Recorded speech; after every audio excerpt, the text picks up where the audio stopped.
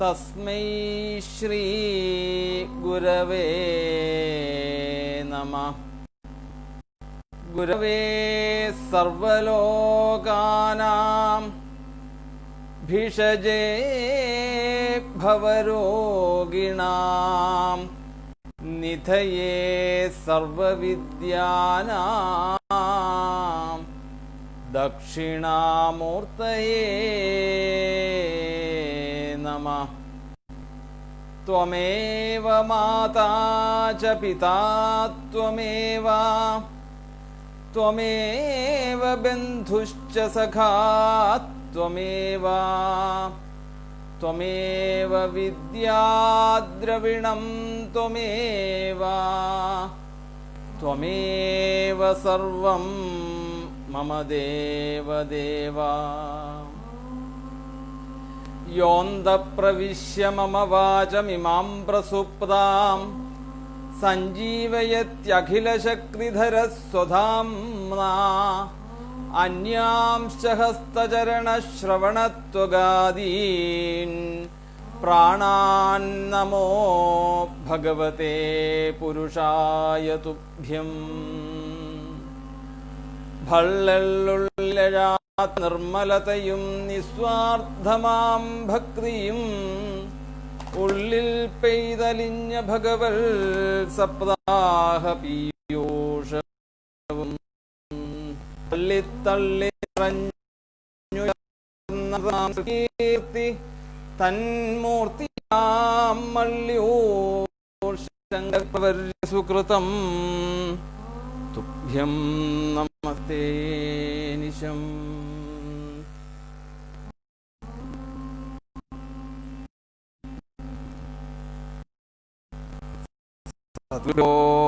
നമഃ. ഗോവിന്ദനാമ സങ്കീർത്തനം. ഗോവിന്ദ ഗോവിന്ദ. എല്ലാവർക്കും നമസ്കാരം. ഇതിന്റെ പ്രോബ്ലം വന്നു, അതുകൊണ്ട് സദ്യം ക്ഷമിക്കുക താമസിച്ചതിൽ. പതിവ് പോലെ നമുക്ക് ഭാഗവതത്തിലേക്ക് കിടക്കുന്നതിന് മുമ്പ് അല്ലേ എടുക്കേണ്ട തയ്യാറെടുപ്പുകൾ എന്തൊക്കെയാണ് വേണ്ടത്? നമ്മളുടെ ഈ വ്യാവഹാരിക ജീവിതത്തിൽ ഉണ്ടാകുന്ന പല ഉത്തരവാദിത്തങ്ങൾ അല്ലേ, തിരക്കുകളെല്ലാം കുറച്ചു നേരത്തേക്ക് ഒന്ന് മാറ്റിവെക്കുക. അപ്പോൾ നമുക്ക് മനസ്സിൽ കുറച്ച് സ്ഥലം കിട്ടും. അങ്ങനെ ശുദ്ധമായിട്ടുള്ള ഒരു മനസ്സിലെ നമുക്ക് ഈ ഭാഗവതത്തെ വേണ്ട രീതിയിൽ വിചാരം ചെയ്യാൻ സാധിക്കുകയുള്ളൂ. അപ്പം അതിനു വേണ്ടിയിട്ട് ഭക്തിയാണ് നമുക്ക് വേണ്ടത്. ഭക്തി എന്ന് പറഞ്ഞാൽ യഥാർത്ഥമായിട്ടുള്ള മനസ്സിൻ്റെ ശുദ്ധത, അത്രയേ ഉള്ളൂ. പിന്നെ നമ്മളുടെ ഇന്ദ്രിയങ്ങളെ നമ്മൾ നിയന്ത്രിക്കാൻ നമുക്ക് സാധിക്കണം. നമ്മൾ പറഞ്ഞു എന്തിൻ്റെയും അടിസ്ഥാനം എന്താണ്? ശരിക്ക് മനസ്സാണ്. അപ്പം ഈ മനസ്സ് വിചാരിച്ചാൽ നമുക്ക് ഇന്ദ്രിയങ്ങളെ നിയന്ത്രിക്കാനുള്ളതേ ഉള്ളൂ. നമ്മൾ ഇനിയിപ്പോൾ ഒരു മണിക്കൂർ നേരത്തേക്ക് നമ്മൾ തീർച്ചയായിട്ടും ഇതിൽ ഈ ഇന്ദ്രിയങ്ങളെ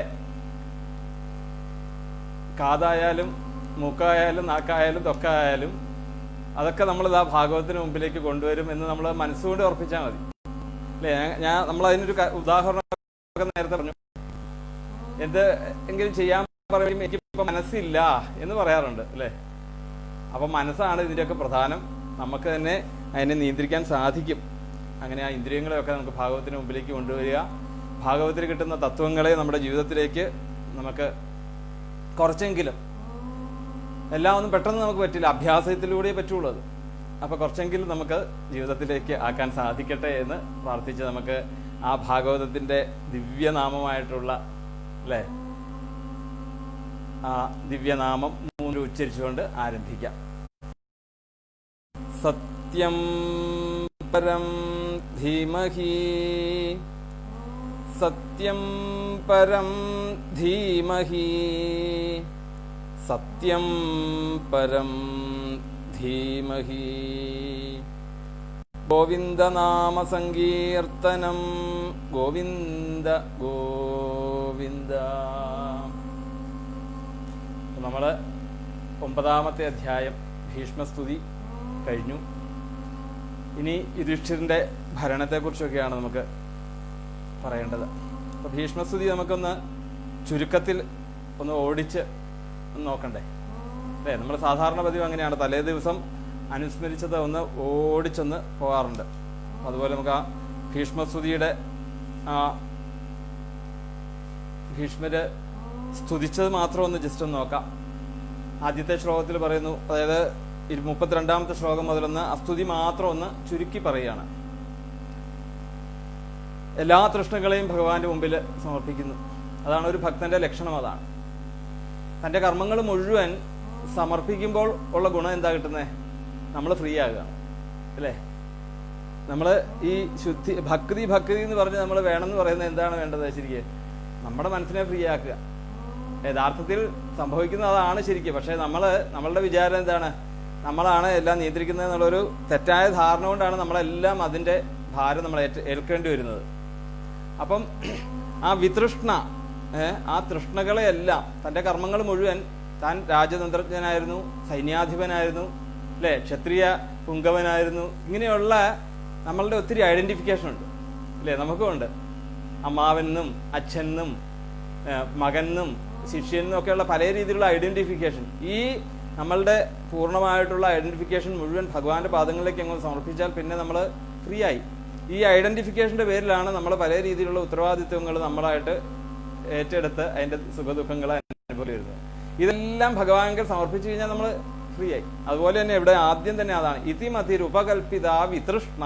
തൃഷ്ണ എന്ന് പറഞ്ഞാൽ ആഗ്രഹങ്ങൾ, അല്ലെങ്കിൽ ഈ പറഞ്ഞത് തന്നെയുള്ള കർമ്മങ്ങളൊക്കെ, ഞാൻ ഇടപെട്ടിട്ടുള്ള കർമ്മങ്ങളൊക്കെ ഭഗവാനെ അവിടുത്തെ പാദങ്ങളിൽ ഞാൻ സമർപ്പിക്കുന്നു. എനിക്ക് നിന്റെ ലീലയാണെന്നുള്ള അറിയാം.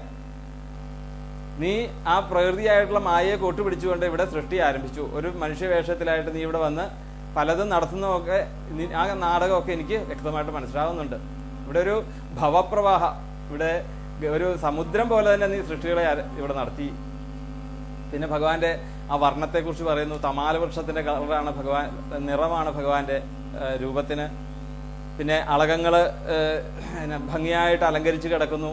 അത് ഈ വിയർപ്പ് തുള്ളികളിൽ ഇങ്ങനെ പറ്റിപ്പിടിച്ച് കിടക്കുമ്പോൾ നല്ലൊരു അലങ്കാരമായിട്ട് കാണുന്നു. അതിന്റെ ഇടയിലെ പൊടികൾ അല്ലെ, എങ്ങനെയാണ് ഈ കുതിര കുളമ്പുകള്, കുതിര നടക്കുമ്പോൾ കുളമ്പുകളിൽ നിന്ന് വരുന്ന പൊടികള് ഇതാ അലങ്കാരമായിട്ട് ഭഗവാന്റെ മുഖത്ത് ശോഭിച്ചിരുന്നു. അതിനോട് ചേർന്ന് താൻ അയച്ചതായിട്ടുള്ള അസ്ത്രത്തിൽ നിന്നും കവചം പൊട്ടി അല്ലെ, ആ തന്റെ മാറ് പിളർന്ന് അതിൽ നിന്ന് വരുന്ന രക്തങ്ങളുടെ തുള്ളികള് ദാ ആ പൊടിയോട് ചേർന്ന് നിൽക്കുമ്പോൾ കൂടുതൽ അലങ്കാരമായിട്ട് തോന്നുന്നു.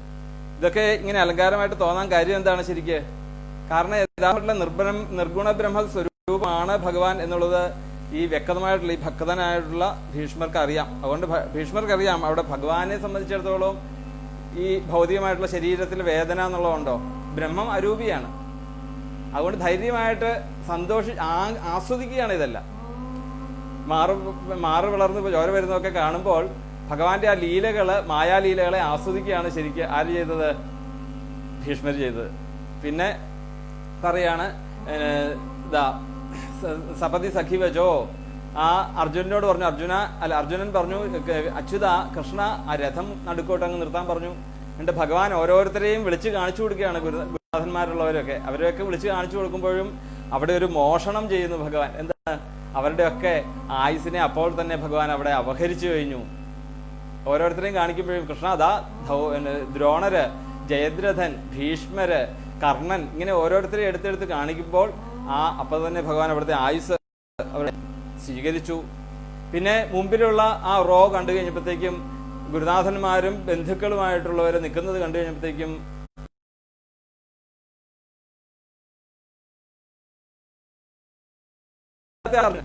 എന്തായിരുന്നു? ഞാൻ ഈ ലൗകികമായിട്ടുള്ള ഒരു സുഖത്തിന് വേണ്ടിയിട്ട് എന്റെ ബന്ധുക്കളായിട്ടുള്ളവരെ കൊല്ലണല്ലോ എന്നുള്ള ഒരു വിഷാദമാണ്. ഭോഗത്തിന് വേണ്ടിയിട്ട്, അത്രേ ഉള്ളൂ, തുച്ഛമായിട്ടുള്ള ഭോഗത്തിന് വേണ്ടിയിട്ട്. അതെന്തിനാണ് എന്നുള്ള ചോദ്യമാണ് അവിടെ വന്നത്. അതിനാണ് ഭഗവാൻ പറഞ്ഞ കുമതി മഹധാര, അവിടെ കുമതിയായിട്ടുള്ള ഒരു ദുഷ്ടബുദ്ധി അർജുനനിൽ വന്നപ്പോഴത്തേക്കും ഭഗവാൻ അവിടെ ഉപദേശിച്ചു, ഗീതോപദേശം ചെയ്തു. ഇത് കണ്ടു നിന്ന ഭീഷ്മർക്ക് എന്താ തോന്നിയത് അല്ലെ? കൊച്ചു കുഞ്ഞുങ്ങള് അച്ഛനോട് വാശി പിടിച്ച് അല്ലെങ്കിൽ അച്ഛനെ ഭരിക്കുന്നത് കാണുമ്പോൾ അവിടെ അച്ഛൻ എന്താ ചെയ്യാ? അച്ഛൻ ആ ആസ്വദിക്കാൻ നമ്മളൊക്കെ ചെയ്യുന്നത് അല്ലെ? നമ്മുടെ കുട്ടികൾ എന്തെങ്കിലും നമ്മളോട് ആജ്ഞാപിക്കുന്നതൊക്കെ കാണുമ്പോൾ നമ്മൾ ആസ്വദിച്ച് കാണുകയാണ് ആ കുട്ടികളുടെ കുട്ടിത്തമായിട്ട്. അതുപോലെ തന്നെ ഭഗവാൻ ഇവിടെ ചെയ്തുള്ളൂ.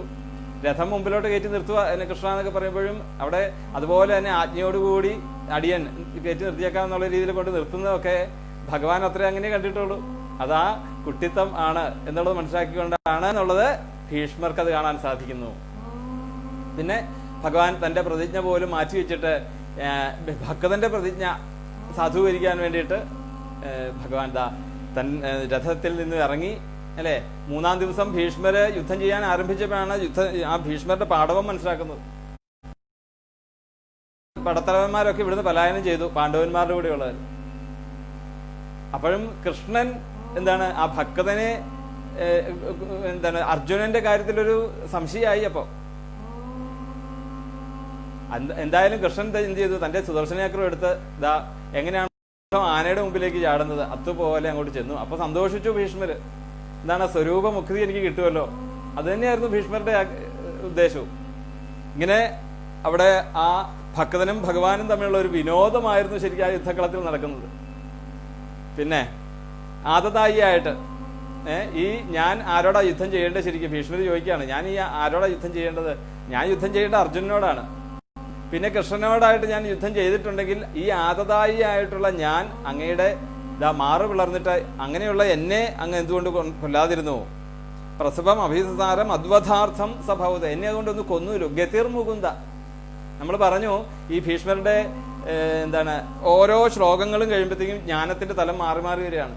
ആദ്യമൊക്കെ രതി വേണമെന്നായിരുന്നു ഭഗവാനോട് പറഞ്ഞത്, എന്നാണ് പറയാറ്. അവസാനം ആ ഭക്തി അങ്ങ് മാറി പിന്നീട് ഗതിയായി എന്നായി. അപ്പത്തേക്കും അവിടെ ധാരണ എന്നുള്ളത് വിട്ട് ധ്യാനത്തിലേക്ക് എത്തി. അവിടെ അങ്ങനെ ഗതി വേണമെന്ന് ആഗ്രഹിച്ചു. പിന്നെ അവിടെ ഒരു ചിത്രം നമുക്ക് കാണിച്ചു തന്നു, വിജയരഥ കുടുംബം. വിജയരഥ കുടുംബം എന്ന് പറഞ്ഞാൽ എന്താണ്, ആ അർജുനന്റെ ആ രഥത്തിൽ ഇരിക്കുന്ന ആ ഒരു കുടുംബം. അതായത് ഭഗവാൻ ചമ്മട്ടിയും കടിഞ്ഞാണുമായിട്ടിരിക്കുന്നു, അങ്ങനെ പുറകില് ജിഷ്ണുവായിട്ടുള്ള അർജുനൻ ഇരിക്കുന്നു. അങ്ങനെ ആ തേജസ്സോട് കൂടിയിട്ടുള്ള പാർത്ഥസാരഥിയുടെ ഒരു രൂപത്തെ അവിടെ ധ്യാനിക്കാൻ വേണ്ടിയിട്ട് നമുക്ക് പറഞ്ഞു തന്നു ഭീഷ്മര്. ആ ഒരു ധ്യാനമാണ് ഭീഷ്മർ അവസാനം അവിടുന്ന് 2 ലീലകളെ കുറിച്ച് അവിടെ പറയുന്നു. ലളിതഗതി വിലാസ വൽഗുഹാസ എന്നുള്ളത് ഏതാണ്? ഒന്ന് ഗോപികമാരുടെ അടുത്ത് വൃന്ദാവന കൃഷ്ണനായിട്ട് നടന്ന ഗോപികമാര് എങ്ങനെയാണോ കൃഷ്ണനോടുള്ള പ്രേമം കാണിച്ചത് അല്ലെ, അവർക്ക് സദാസമയവും കൃഷ്ണനെ സ്മരിക്കാൻ വേണ്ടിയിട്ട് കൃഷ്ണന്റെ കഥകള് ബാലലീലകളൊക്കെ അവര് പരസ്പരം നാടകം പോലെ അഭിനയിക്കും. എങ്ങനെയാണ് അഭിനയിക്കുന്നത് അവര്? കൃഷ്ണന്റെ വേഷം ഒരാൾ കെട്ടിയാൽ കൃഷ്ണന്റെ എതിര് ആയിട്ടുള്ള അസുരന്മാര് അല്ലെ, അഖാസുരൻ, പൂതന തുടങ്ങിയതായിട്ടുള്ള അസുരവൃന്ദങ്ങളായിട്ടുള്ള അവരും ഈ ഗോപികുമാര് തന്നെ വേഷം കെട്ടും. 2 പേർക്കും മുക്തിയാണ്. എങ്ങനെയാണ്? ഇപ്പൊ അസുരവേഷം കെട്ടുന്ന, പൂതനയായിട്ട് കെട്ടുന്ന അവര് ആ ഭഗവാന്റെ കൃഷ്ണന്റെ രൂപത്തിൽ കെട്ടിയിട്ടുള്ള ആളെ കണ്ടുകൊണ്ട് ആസ്വദിക്കും. ഇനി കൃഷ്ണൻ കെട്ടിയിട്ടുള്ള ആളോ ഞാൻ കൃഷ്ണനാണ് എന്ന് പറഞ്ഞിട്ട് കൃഷ്ണോഹം എന്നുള്ള ഭക്തിയിൽ അവരെ ആസ്വദിക്കും. അപ്പൊ കൃഷ്ണനെ സംബന്ധിച്ചിടത്തോളം 2 പക്ഷത്തും ഭേദവ്യത്യാസം ഇല്ല എന്നർത്ഥം. അതാണ് ഭഗവാനെ ആരാധിക്കാൻ ദ്വേഷബുദ്ധിയാകാം അല്ലെ. കംസൻ പേടി കൊണ്ടായിരുന്നു, പിന്നെ ഗോപികള് കാമം കൊണ്ടായിരുന്നു, ചൈത്യപാലൻ അതായത് ശിശുപാലൻ ദ്വേഷം കൊണ്ടായിരുന്നു. അങ്ങനെ ഓരോരുത്തരും ചിലര് വൃഷ്ണികള് സഖിയായിട്ടായിരുന്നു. ഏത് രീതിയിൽ ഭഗവാനെ ആശ്രയിച്ചിട്ടുണ്ടോ ഭഗവാൻ അവിടെ അവർക്ക് മോക്ഷത്തെ കൊടുക്കും എന്ന് പറയുകയാണ്. അപ്പൊ ഇവിടെ ഗോപികമാര് 2 പേർക്കും ഒരുപോലെയാണ് ആനന്ദം. എതിരെ നിൽക്കുന്നവരെ കണ്ട് ആനന്ദിക്കുന്നു, മറ്റവര് സ്വയം കൃഷ്ണനായിട്ട് ആനന്ദിക്കുന്നു. കൃഷ്ണനും പൂതനയായിട്ട് നോക്കിക്കഴിഞ്ഞാൽ അങ്ങനെയാണ് അവർ ആനന്ദിച്ചതെന്ന് പറയാണ്. അങ്ങനെ ആ കൃഷ്ണലീല, വൃന്ദാവന കൃഷ്ണന്റെ ലീലകളെ കുറിച്ച് അവിടെ ഭീഷ്മര് പറഞ്ഞു. പിന്നീട് രാജസൂയയാഗം, ആ രാജസൂയയാഗത്തിലെ അഗ്രാസനത്തില് അല്ലെ സർവ്വലോകാധിപൻ ആയിക്കൊണ്ട് ഭഗവാനെ പൂജിച്ചെങ്കിൽ ഇവിടെയും എനിക്ക് ആ ഒരു അതേ പൊസിഷനിലാണ് എനിക്ക് ഇവിടെയും കിട്ടിയ ഭഗവാനെ. എങ്ങനെയാണ്? ഇവിടെ ഋഷീശ്വരന്മാരെ എല്ലാവരും വലിയൊരു മഹൽ സംഘം നടക്കുകയാണ്. ഇവിടെ ഭീഷ്മോപദേശം കേൾക്കുവാൻ വേണ്ടിയിട്ട് ഉള്ള രാജർഷിമാര്, ബ്രഹ്മർഷിമാര്, ധാരാളം എല്ലാ ജനങ്ങളും അവിടെ ആ കുരുക്ഷേത്ര മധ്യത്തിൽ അവിടെ വന്നിരിക്കുകയാണ്. അപ്പം ഇവിടെയും നാരദൻ എല്ലാവരും ഉണ്ട് അവിടെ. അപ്പൊ ആ രംഗത്ത് എങ്ങനെയായിരുന്നു ഭഗവാൻ ഇരുന്നത്, അതേ ആ രംഗം തന്നെയാണ് ഇന്ന് എനിക്ക് കൊണ്ടു തന്നത്. അതുകൊണ്ട് ഇനി ഭക്തന് ഇതിനപ്പുറം ഒരു ഭഗവാന്റെ ഭൗതികമായിട്ടുള്ള ഒരു ഐശ്വര്യത്തെ കാണിച്ചു കൊടുക്കാനില്ല. അപ്പൊ എല്ലാ ഷഡ്ഗുണങ്ങളെയും മനസ്സിലാക്കിക്കൊണ്ട് ഷഡ്ഗുണ സമ്പൂർണനായിക്കൊണ്ട് ഭീഷ്മര് തന്റെ ശ്വാസത്തെ ഉള്ളിലുള്ള ബ്രഹ്മത്തിലേക്ക് തന്നെ സ്വന്തശ്വാസ ഉപാരമൽ, ആ ഉള്ളിൽ തന്നെ പ്രാണനെ ആ ബ്രഹ്മത്തിൽ വിലയം പ്രാപിച്ചു എന്ന് പറയാണ്. അങ്ങനെ ആ സ്തുതി അവസാനിച്ച് പിന്നീട് ഇവരെല്ലാവരും കൂടി ധൃതരാഷ്ട്രന്റെ അടുത്തേക്കും ഗാന്ധാരിയുടെ അടുത്തേക്കും പോയി. അവിടെ ചെന്ന് ആ ധൃതരാഷ്ട്രരുടെ അനുമതിയോടുകൂടിയും അതുപോലെ തന്നെ ഭഗവാന്റെ അനുമതിയോടുകൂടിയും ധർമ്മപരമായിട്ട് ധർമ്മപുത്രരുടെ രാജ്യം പരിപാലിച്ചു എന്ന് പറഞ്ഞാണ് ആ 9ാമത്തെ അധ്യായം അവസാനിച്ചത്. ഇനി 10ാമത്തെ അധ്യായം നമ്മൾ ഒരു ശ്ലോകം ഒന്ന് പറഞ്ഞു, അതൊന്നുകൂടെ നമുക്ക് ചൊല്ലി തുടങ്ങാം. ശൗനക ഉവാച. അപ്പം സൂത ശൗനക സംവാദത്തിലൂടെ സ്തുതി കഴിഞ്ഞിട്ട് സൂതൻ പറയാണ്, പിന്നെ സൂത ഉവാച എന്നാണ്. സൂതൻ ശൗനകാദികളോട് പറഞ്ഞ ഇപ്രകാരം സ്തുതിച്ച് എന്ന് പറഞ്ഞുകൊണ്ടാണ് കഥ പറയുന്നത് ഇവരോട്, ഈ ശൗനകാദികളോട്. അപ്പൊ അങ്ങനെ വന്നു കഴിഞ്ഞപ്പോഴത്തേക്കും ഈ ശൗനകാദികള് ചോദിക്കുകയാണ് സൂതനോട്, ഹത്വാ സ്വരിഗ്ധസ്പൃഥാതതായിനോ യുധിഷ്ഠിരോ ധർമ്മം വരിഷ്ഠ സഹാനുജൈ പ്രത്യവരുദ്ധഭോ കിമകാരശീത്തതാം. ഏ സൂത, ഇത്രയും ആ ധർമ്മപുത്രര് അല്ലെ അജയ്യനായി, ശരിക്കും പറഞ്ഞാല് അല്ലെ അജയ്യനെ പറയാൻ പറ്റുള്ളൂ. കാരണം ഹത്വാ സ്വരുഗ്ധസ്പൃഥ ആതതായിനോ, ആതതായി ആയിട്ടുള്ള ദുര്യോധനാദികള് അല്ലെ തെറ്റായ രീതിയിൽ, എന്താണ് തെറ്റായ രീതിയിൽ എന്ന് പറഞ്ഞാല് അധർമ്മത്തിന് വേണ്ടിയിട്ടാണ് ഇവിടെ പോരാടിയത് ദുര്യോധനാദികൾ അല്ലെ. കാരണം ഇവർക്ക് അവകാശപ്പെട്ട സ്ഥലം കൊടുക്കാതെ അല്ലെങ്കിൽ കൊടുക്കാതിരിക്കുവാൻ വേണ്ടിയിട്ട് അധർമ്മത്തിലൂടെയാണ് ജയിക്കാൻ അവർ തയ്യാറായത്. അതുകൊണ്ടാണ് അവരെ ആതതായി എന്ന് ദുര്യോധനാദികളെ വിളിച്ചത്. അപ്പൊ ഈ ആതതായി ആയിട്ടുള്ള ദുര്യോധനിൽ നിന്നും യുധിഷ്ഠിരന് അവരുദ്ധ ഭോജന, ആ പരമ്പരാഗതമായി തനിക്ക് അർഹിക്കപ്പെട്ടതായിട്ടുള്ള ആ രാജ്യത്തെ അവിടുന്ന് സ്വീകരിച്ചുകൊണ്ട് ധർമ്മഭൃതാം വരിഷ്ഠ, അങ്ങനെ ആ ധർമ്മത്തെ ജയിച്ചുകൊണ്ട് വരിഷ്ഠനായിട്ടുള്ള യുധിഷ്ഠിരൻ സഹാനുജൈ പ്രത്യവരുദ്ധ ഭോജന കഥം പ്രവൃത്ത കിം അകാരശീത് അകാരശീത്തത. എന്തൊക്കെയാണ് ആ അനുജന്മാരോടുകൂടി ആ ധർമ്മപുത്രര് എങ്ങനെയാണ് അവിടെ ഭരണമുണ്ടായത്, ആ ഭരണത്തെക്കുറിച്ച് ഇന്ന് പറഞ്ഞു തരൂ സൂത എന്ന് ശൗനകാദികൾ ആവശ്യപ്പെട്ടപ്പോൾ സൂതൻ ഇനി ആ യുധിഷ്ഠിരന്റെ ഭരണത്തെക്കുറിച്ചാണ്. വംശം ഗുരോർവംശദേവ അഗ്നിനിർഹൃതം സംരോഹയിത്വാ ഭവഭാവനോഹരി നിവേശയിത്വാ നിജരാജ്യൈശ്വരോ യുധിഷ്ഠിരം പ്രീതമനാ ബഭൂവഃ. വംശം ഗുരോർവംശദേവ അഗ്നിനിർഹൃതം, അതായത് ഈ കുരുവംശത്തില് സംരോഹയിത്വാ ഭവഭാവനോഹരി, കുരുവംശത്തിൽ തന്നെ പരസ്പരം ഉണ്ടായ സ്പർദ്ധയുടെ പേരിലാണ് ഇപ്പോൾ ഈ ഒരു അഗ്നിജ്വാല ഉണ്ടായത് അല്ലെ. ഈ ഒരു യുദ്ധം തന്നെ ഇവിടെ പുറപ്പെട്ട അങ്ങനെയാണ്. എന്നിട്ട് പറയാണ് നിവേശയിത്വാ നിജരാജ്യ ഈശ്വരോ യുധിഷ്ഠിരം പ്രീതമന ബഭൂവഃ. ഈ കാട്ടില് ധാരാളം മുള മരങ്ങൾ നിൽക്കുന്നുണ്ട്. അപ്പൊ ഈ മുളമരങ്ങള് പരസ്പരം കാറ്റത്ത് ഇങ്ങനെ അങ്ങോട്ടും ഇങ്ങോട്ടും ആടും. അങ്ങനെ ആടുന്ന സമയത്ത് ഈ പരസ്പരം ആടി ഇത് ചേർന്ന് അല്ലെ, നമുക്കറിയാം അരണി കടയുന്നത് പോലെ. അപ്പൊ ഈ മുള തമ്മിൽ കൂട്ടിമുട്ടി അവിടെ വലിയൊരു തീയുണ്ടാകുന്നു എന്ന് പറഞ്ഞതുപോലെ തന്നെയാണ് ഈ കുരുവംശത്തിലെ ഈ ജ്യേഷ്ഠാനുജന്മാര് തമ്മിൽ പരസ്പരം ഉണ്ടായിട്ടുള്ള സ്പർദ്ധയിലുണ്ടായ ആ കുരുവംശദേവ അഗ്നി നിർഹൃതം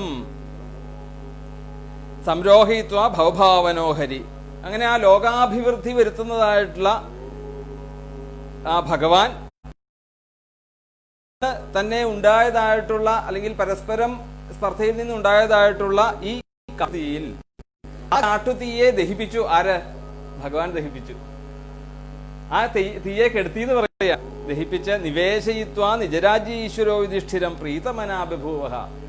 അങ്ങനെ യുധിഷ്ഠിരന്റെ കയ്യിലേക്ക് വന്നിട്ടുള്ള ഈ രാജ്യത്തെ പ്രീതമനാ ബഭൂവഃ,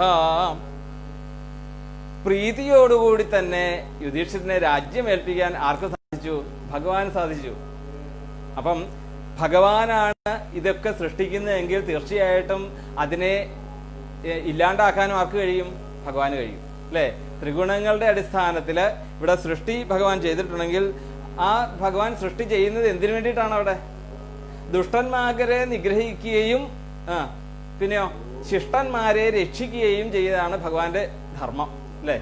അപ്പൊ ഇവിടെ അതേ ചെയ്തിട്ടുള്ളൂ. അവിടെ എങ്ങനെയാണ് ഈ അധർമ്മം ചെയ്തിട്ടുള്ള ആ ദുഷ്ടന്മാരായിട്ടുള്ള ദുര്യോധനാദികളെ, അവരുടെ വംശത്തെ ഇല്ലാണ്ടാക്കുകയും ശിഷ്ടന്മാരായിട്ടുള്ള പാർത്ഥന്മാരെ അല്ലെങ്കിൽ ഈ പാണ്ഡവന്മാരെ രക്ഷിക്കുകയും ചെയ്തു. അങ്ങനെ ആ ദുഷ്ടശിക്ഷണവും ശിഷ്ടരക്ഷണത്തിലൂടെയും ധർമ്മപുത്രർക്ക് രാജ്യത്തെ കൊണ്ട് കൊടുത്തതിൽ സന്തോഷിച്ചു ആര്? ഭഗവാൻ എന്നാണ് അവിടെ പറയുന്നത്. പ്രീതമനാ ബഭൂവഃ, ഭഗവാന് പ്രീതിയായിട്ട് സംഭവിച്ചു എന്ന് പറയാണ്. ഇനി നിശമ്യ ഭീഷ്മോക്തം അധാച്യുതോക്തം പ്രവൃത്ത വിജ്ഞാന വിധൂത വിഭ്രമ ശശാസഗാമിന്ദ്ര ഇവാജിതാശ്രയ അനുജാനുവർത്തിത. നമ്മൾ പറഞ്ഞു ഭ്രമം എന്ന് പറഞ്ഞാൽ എന്താണ്? ബ്രഹ്മം എന്ന് പറഞ്ഞു, അല്ലെ? ഭ്രമാസം പ്രസാദാത് അധ്യുപദേശാൽ തസ്മാൽ ഭ്രമ പരമാത്മേതി സിദ്ധം, അല്ലെ? ഭ്രമത്തിനെ കുറിച്ച് നമ്മൾ കഴിഞ്ഞ ദിവസം പറഞ്ഞു. അപ്പം ഭ്രമത്തിന്റെ നേരെ വിപരീതമാണ് വിഭ്രമം. വിഭ്രമം എന്തുകൊണ്ടുണ്ടാകുന്നതാണ്? ഈ ബ്രഹ്മത്തിന്റെ കണിക ഇല്ലാത്തത് കൊണ്ട്. എന്നുവെച്ചാൽ മായ കൊണ്ട് നമ്മൾ അനുഭവിക്കുന്നതായിട്ടുള്ള വികാരങ്ങളെയാണ് വിഭ്രമം എന്ന് പറയുന്നത്. എന്നാൽ ബ്രഹ്മത്തെക്കുറിച്ച് മനസ്സിലാക്കുന്നതോ അതാണ്, ആ ബ്രഹ്മമാണ് ഭ്രമം. അപ്പോ ഇവിടെ പറയുന്നത് എന്താണ്? നിശമ്യ ഭീഷ്മോക്തം അധാച്യുതോക്തം, ഭഗവാൻ പറഞ്ഞതും അതുപോലെ ഭീഷ്മാചാര്യര് പിതാമഹൻ പറഞ്ഞു കൊടുത്തതുമായിട്ടുള്ള ഉപദേശങ്ങളൊക്കെ വ്യക്തമായിട്ട് കേട്ട ആ ധർമ്മപുത്രര് എന്തൊക്കെയാണ് ആ തന്നിമിത്തം ഉണ്ടായിട്ടുള്ള പ്രവൃത്ത വിജ്ഞാന വിധൂത വിഭ്രമ, അവിടെ ഈ ഇവര് കേട്ടതിൽ നിന്നും ഉള്ള വിഭ്രാന്തികളൊക്കെ വിധൂത വിഭ്രമ, എല്ലാം നശിച്ച്, അല്ലെ? നമ്മൾ പറഞ്ഞു വിഭ്രാന്തി എന്ന് പറഞ്ഞാൽ മായ കൊണ്ടുണ്ടാകുന്നതാണ് വിഭ്രാന്തി. അപ്പൊ ഈ വിഭ്രാന്തികളെയൊക്കെ നശിച്ച യുധിഷ്ഠിരൻ ശശാസ ഗാമിന്ദ്ര ഇവാജിതാശ്രയ പരിധ്യുപാന്താമനുജാനുവർത്തിത. ശശാസ എന്ന് പറഞ്ഞാൽ ശാസിച്ച് ഭരിച്ചു. എങ്ങനെയാണ്?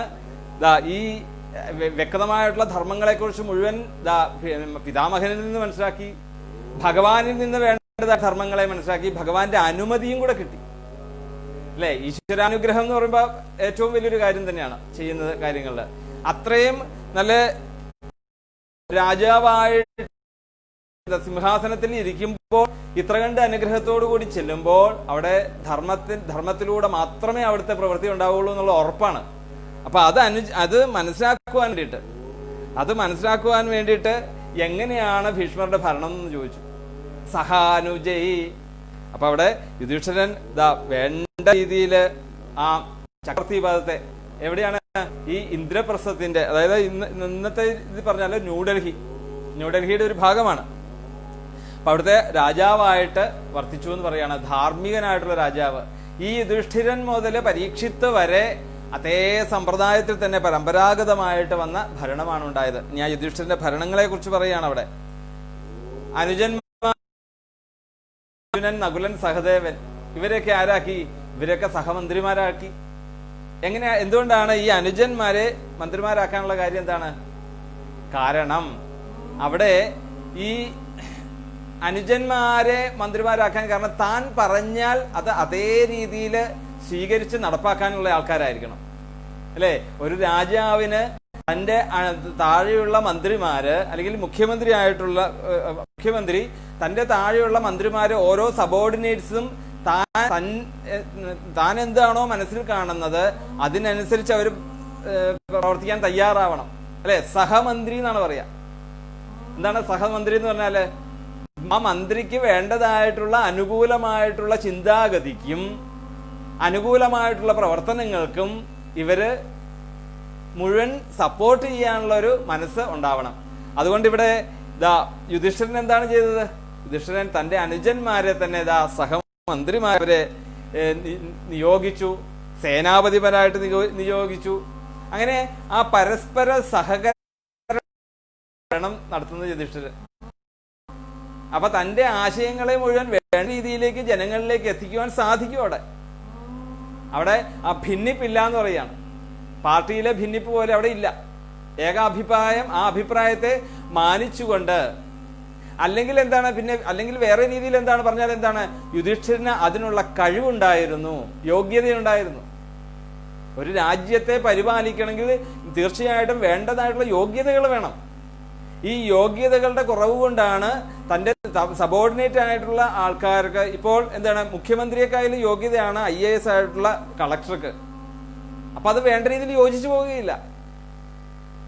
അപ്പൊ മുകളിൽ ഇരിക്കാനുള്ള കഴിവ് യുധിഷ്ഠിരനുണ്ടായിരുന്നു. അതുകൊണ്ടാണ് തന്റെ അനുജന്മാരെ കൊണ്ട് തന്നെ സഹമന്ത്രിമാരും സേനാധിപന്മാരും ഒക്കെ ആയിട്ട് ആ യുധിഷ്ഠിരൻ അനുജന്മാരെ നിർത്തി. ഇനിയോ യുധിഷ്ഠിരന്റെ ഭരണം എങ്ങനെയാണ്? ഭൂമി പരിപാലനമാണ്. നമ്മൾ ഉദ്ദേശിക്കുന്ന പോലെ ഒരു കേരളത്തെ ഭരിക്കാനോ ഒരു ഭാരതം ഭരിക്കലല്ല. ഈ ഭൂമിയെ മുഴുവൻ ഭരിക്കുക എന്നുള്ളൊരു ചുമതലയാണ് ഈ യുധിഷ്ഠിരന് കിട്ടിയത്. ആ യുധിഷ്ഠിരൻ എങ്ങനെയായിരുന്നു? ഇനി അവർ പറയുന്നുണ്ട്, ശശാസഗാം ഇന്ദ്ര ഇവാജിതാശ്രയ, ഇന്ദ്രനെ പോലെ ശോഭിച്ചിരുന്നു എന്ന് പറയാണ്. ഇന്ദ്രൻ എവിടുത്തെ രാജാവാണ്? സ്വർഗത്തിലെ രാജാവാണ്, അല്ലെ? അപ്പം ആ സ്വർഗത്തിലെ പരിപാലിച്ചുകൊണ്ടിരിക്കുന്ന ദേവേന്ദ്രനെ പോലെ പരിപാലിക്കുന്ന യുധിഷ്ഠിരൻ ദേവേന്ദ്രനെ പോലെ ശോഭിച്ചിരുന്നു എന്ന് പറയാണ്. പരിദ്യുപാന്താം അനുജാനുവർത്തിന, ആ അനുജന്മാരോട് കൂടിയിട്ട് സകലവിധ വിജ്ഞാനങ്ങളെയും പറഞ്ഞു തന്ന ഭീഷ്മരുടെ വാക്കുകളെ കേട്ടുകൊണ്ടും ഭഗവാന്റെ അനുമതിയോടുകൂടിയും ഈശ്വരാനുഗ്രഹത്തോടുകൂടിയും ആ രാജ്യത്തെ പരിപാലിച്ചു. നമ്മൾ പറഞ്ഞു, ധർമ്മത്തെക്കുറിച്ച് വ്യക്തമായിട്ട് ധാരണ ഉണ്ടാവാൻ എന്ത് ചെയ്യണം? ധർമ്മസ്യ തത്വം നിഹിതം ഗുഹായ മഹാജനോ യേന ഗതിസ്സബന്ധാഹ എന്ന് പറയാറുണ്ട്. നമുക്ക് വ്യക്തമായിട്ടൊരു ധർമ്മത്തെക്കുറിച്ചൊരു ഒരു ധാരണ കുറവുണ്ടെങ്കിൽ എങ്ങനെയാണോ മഹാജനങ്ങള് പോയ വഴി, ആ വഴിയെ പിന്തുടർന്നോളൂ. അത് തന്നെയാണ് ഇവിടെ ഇവിടെ തന്റെ പിതാമഹനായിട്ടുള്ള ഭീഷ്മര് എങ്ങനെയാണോ ഈ ഭൂമി പരിപാലനം ചെയ്തത്, അത് വേണ്ട രീതിയിൽ മനസ്സിലാക്കിക്കൊണ്ട് ആ വഴിയിലൂടെ തന്നെ മുമ്പോട്ട് പോയി എന്ന് പറയാണ്. അപ്പൊ ഓരോ ആവിഷ്കരിക്കണമെങ്കിൽ സർവജ്ഞത്വനാകണം, അല്ലെ? നമ്മൾ പറഞ്ഞു, ഒരു രാജ്യത്തെ മന്ത്രിയാകാവുന്ന നിസ്സാരമല്ല. പ്രധാനമന്ത്രി ആയാലും മുഖ്യമന്ത്രി ആയാലും അയാളുടെ താഴെയുള്ള എല്ലാ കാര്യങ്ങളെ കുറിച്ചും ഒരു നല്ല ഗ്രാഹ്യം വേണം അവിടെ, അല്ലെ? പല രീതിയിലുള്ള പ്രകൃതി വൈരുദ്ധ്യമായിട്ടുള്ള രീതിയാണ് പ്രകൃതി എന്ന് പറഞ്ഞാല്. അവിടെ ജീവജാലങ്ങളുണ്ട്, സസ്യങ്ങളുണ്ട്, മനുഷ്യരുണ്ട്. ഇവരെ എല്ലാവരെയും വേണ്ട രീതിയിൽ പരിപാലിക്കുക എന്നുള്ളതാണ് ഈ രാജാവിന്റെ ലക്ഷ്യം. അപ്പൊ ആ ധർമ്മത്തിനനുസരിച്ച് അതുപോലെ അവിടെ ചെയ്യുക. അങ്ങനെ ചെയ്ത ഒരു ഏകലോകമായിരുന്നു യുധിഷ്ഠിരന്റെ എന്ന് പറയാറുണ്ട്. ഏകലോകം എന്ന് പറഞ്ഞാൽ എന്താണ്? ഒരൊറ്റ ഒരു ലോകം. ലോകമേ തറവാട് തനിക്ക് പുൽക്കളും പുഴുക്കളും എന്ന് പറഞ്ഞതുപോലെ തന്നെ വസുധൈക കുടുംബകം എന്ന രീതിയിലായിരുന്നു ആ യുധിഷ്ഠിരന്റെ ഭരണം എന്ന് ഇവിടെ കാണിച്ചു തരുന്നു. ഇനി നാലാമത്തെ ഇനി ആ യുധിഷ്ഠിരന്റെ ഭരണത്തിൽ ഉണ്ടായിട്ടുള്ള മാറ്റങ്ങളെ കുറിച്ച് നമുക്ക് കാണാം. കാമം വവർഷപർജന്യ കർമ്മ സർവകാമ ദുഃഖാമഹി ശിഷിച്ചു പ്രജാൻ ഗാവ അവിടെ ഭൂമിയിലുണ്ടാകുന്ന മാറ്റങ്ങൾ, അല്ലെ? പരീക്ഷത്തിന് എന്തൊക്കെയാണ് നോക്കേണ്ടത്? അല്ല, പരീക്ഷത്തല്ല, യുധിഷ്ഠിരൻ എന്തൊക്കെയാണ് ഒരു രാജാവായി കഴിഞ്ഞാൽ നോക്കേണ്ടത്? ഭൂമിയെ വേണ്ട രീതിയിൽ പരിപാലിക്കണം, അല്ലെ? ഭൂമിയെ വേണ്ട രീതിയിൽ പരിപാലിക്കുക, അതുപോലെ തന്നെ സസ്യങ്ങളെ വേണ്ട രീതിയിൽ പരിപാലിക്കുക, മൃഗങ്ങളെ വേണ്ട രീതിയിൽ പരിപാലിക്കണം, മനുഷ്യരെ വേണ്ട രീതിയിൽ പരിപാലിക്കണം. ആർക്കും യാതൊരുവിധ ദോഷവും സംഭവിക്കരുത്. അങ്ങനെയാകുമ്പോ എന്ത് വേണം? ഇവരുടെ എല്ലാവരുടെയും ധർമാധർമ്മങ്ങളെ കുറിച്ച് വ്യക്തമായിട്ട് മനസ്സിലാക്കിയിരിക്കണം. അപ്പൊ ഈ യുധിഷ്ഠിരന്റെ ഭരണത്തിൽ അവിടെ ഉണ്ടായിട്ടുള്ള കാര്യങ്ങളാണ് പറഞ്ഞത്. കാമം വവർഷ പർജന്യ, ധാരാളം മഴ പെയ്യുന്നു. ഋതുഭേദം അനുസരിച്ചുള്ള കാലാവസ്ഥകൾ വേണ്ട രീതിയിൽ അനുകൂലമായിട്ടുള്ള സാഹചര്യത്തിൽ ഭൂമിയില് നല്ല വിളവെടുപ്പ്, പരീക്ഷത്തിന് നോക്കേണ്ട കാര്യങ്ങളൊക്കെയാണ്. ഭൂമിയുടെ വിളവെടുപ്പ് എങ്ങനെയാണെന്ന് നോക്കണം. പിന്നെ ഗോസംരക്ഷണം, ഇതൊക്കെ രാജ്യത്തിന് വേണ്ട സംഭവമാണ്. ഗോസംരക്ഷണം നോക്കണം. പിന്നീട് ഒരു 6 കാര്യങ്ങളാണ് വ്യക്തമായിട്ട് ഒരു ജീവന് വേണ്ടത്, അല്ലെങ്കിൽ ഒരു മനുഷ്യജീവന് വേണ്ടതായിട്ടുള്ള 6 കാര്യങ്ങൾ. ഈ 6 കാര്യങ്ങൾക്കും എല്ലാം സഹകരിച്ചുകൊണ്ടാണ് ഈ പ്രകൃതി, സസ്യവും മൃഗങ്ങളും മനുഷ്യരും എല്ലാവരും പരസ്പരം സഹകരണത്തിന്റെ അടിസ്ഥാനത്തിലാണ് ജീവിതത്തെ മുമ്പോട്ട് കൊണ്ടുപോകുന്നത്.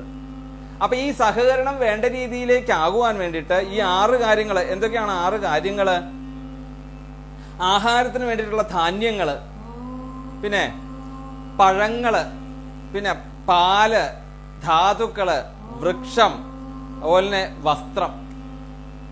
ഈ 6 കാര്യങ്ങള് ഒരു മനുഷ്യ ജീവിതത്തിന് വേണ്ടതായിട്ടുള്ള പ്രാഥമിക കാര്യങ്ങളാണ്. അപ്പൊ അത് ഈ രാജ്യത്ത് അതിന് യാതൊരുവിധ കോട്ടങ്ങളും സംഭവിക്കാത്ത രീതിയിൽ ധാർമ്മികമായിട്ട് എല്ലാം വേണ്ട രീതിയിൽ നടത്തണം.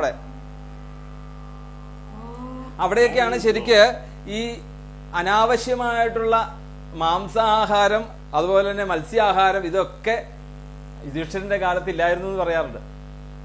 എന്തുകൊണ്ടാണത്? കാരണം നമുക്ക് അല്ലാതെ തന്നെ മനുഷ്യനായിട്ട് ജനിച്ചു കഴിഞ്ഞാല്, മനുഷ്യന്റെ ജന്മം എന്ന് പറഞ്ഞു കഴിഞ്ഞാൽ തന്നെ അത് ഒരു ജന്മാന്തര കോടികൾ കഴിഞ്ഞിട്ടാണ് ഈ മനുഷ്യ ജന്മം കിട്ടുന്നത്.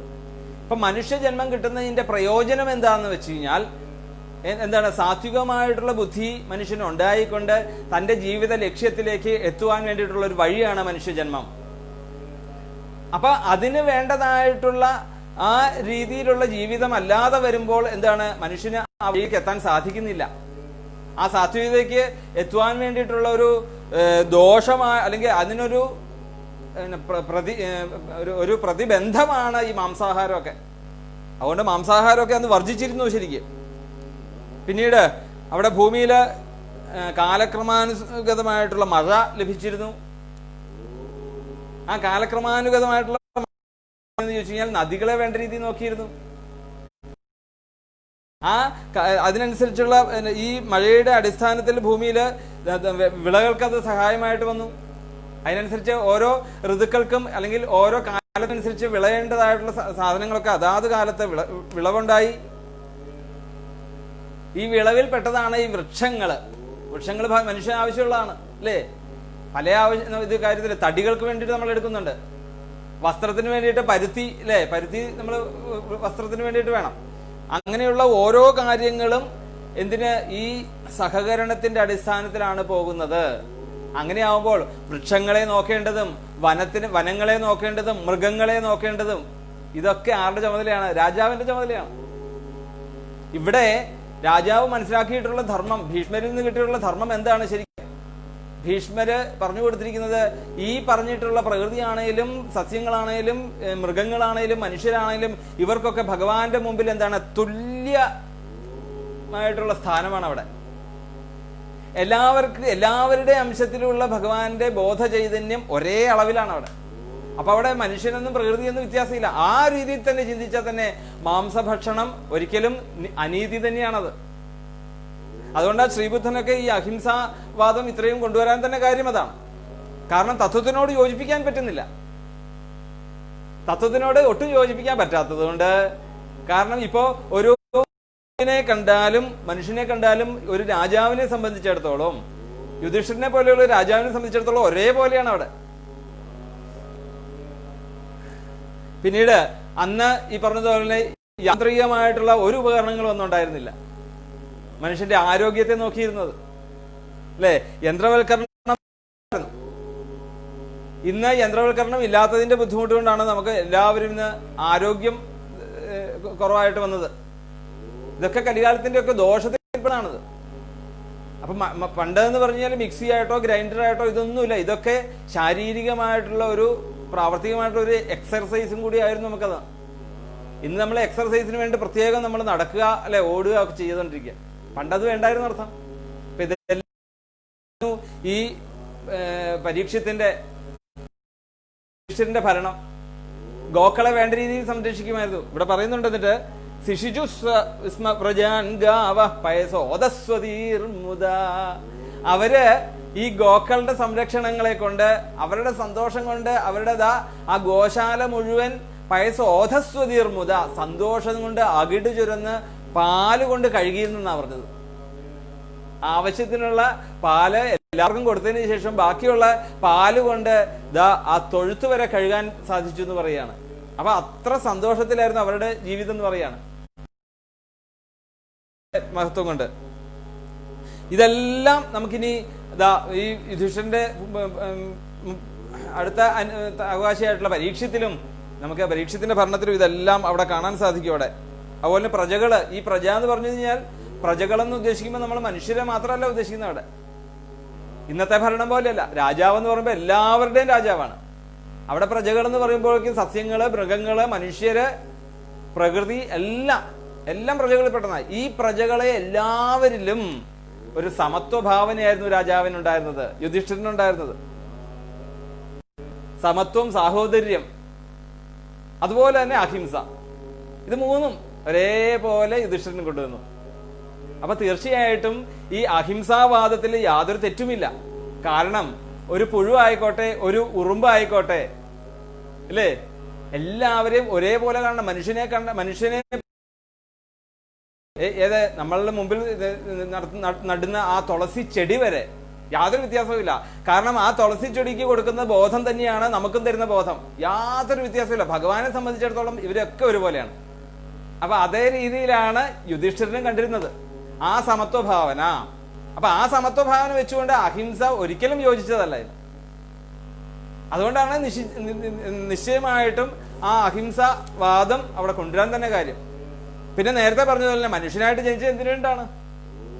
മനുഷ്യനായിട്ട് ജനിക്കുന്നത് ഈ വിവേകം കൊണ്ട് ഭഗവാനിലേക്ക് എത്താനുള്ള ബുദ്ധിയിലേക്ക് വേണ്ടിയിട്ടാണ്. അത് മാംസാഹാരത്തിൽ നിന്നൊന്നും സാത്വിക ബുദ്ധിയിലേക്കൊന്നും എത്തില്ല അത് ഒരിക്കലും, അല്ലെ? നമുക്ക് തന്നെ വ്യക്തമായിട്ട് നമ്മൾ നേരിട്ട് കണ്ടിട്ടുള്ള. അതുകൊണ്ടാണല്ലോ ബ്രാഹ്മണർക്ക് ഒരു സ്ഥാനം കൊടുത്ത് മുകളിലോട്ട് ഉയർത്തിയിരിക്കുന്നത്. എന്തുകൊണ്ടാണ്? ആഹാര രീതിയൊക്കെ ഉണ്ട് അതില്. അപ്പം അങ്ങനെയുള്ള ഭരണമാണ് കാഴ്ചവെച്ചിരുന്നത് എന്ന് അവിടെ പറയുകയാണ്. അപ്പൊ ആലോചിച്ചു നോക്കി കഴിഞ്ഞാൽ നമ്മൾ ഇന്ന് അനുഭവിക്കുന്നതായിട്ടുള്ള ഈ ജനകീയ ഭരണമൊക്കെ അതിലും കുറച്ചുകൂടെ ഒരു ഉചിതമായിട്ടുള്ള ഭരണം ഇതുപോലെ തന്നെ ഏകാധിപത്യമാണോ എന്നുള്ളത് സംശയിച്ചു പോകും നമ്മൾ. കാരണം ഈ ജനകീയ ഭരണം എന്നുള്ള മറയില് സാധു മൃഗങ്ങളായിട്ടുള്ളവയൊക്കെ കൊല്ലപ്പെടുകയും, ഇനി നികൃഷ്ടനായിട്ടുള്ള മനുഷ്യര്, ഈ നികൃഷ്ടമായിട്ടുള്ള, കാരണം നികൃഷ്ട മനസ്സുള്ളതുകൊണ്ടാണല്ലോ അങ്ങനെ ഒരു കൊല്ലാൻ തയ്യാറാവുന്നത്. എന്നിട്ടോ എന്തിനു വേണ്ടിയിട്ടാണ് ഈ നികൃഷ്ടമായിട്ടുള്ള മനുഷ്യൻ ഈ മൃഗങ്ങളെ കൊല്ലുന്നത്? എന്തിനു വേണ്ടിയിട്ടാണ്? നികൃഷ്ടമായിട്ടുള്ള മനുഷ്യരെ തന്നെ തീറ്റിപ്പോറ്റുവാൻ വേണ്ടിയിട്ട്. അപ്പൊ അതിൻ്റെതായിട്ടുള്ള അധാർമികത്വത്തിന്റെ ഇതായിട്ടുള്ള ദോഷങ്ങൾ പിന്നെ വീണ്ടും വന്നുകൊണ്ടിരിക്കും, ആ രാജ്യത്തിന് വന്നുകൊണ്ടേയിരിക്കും.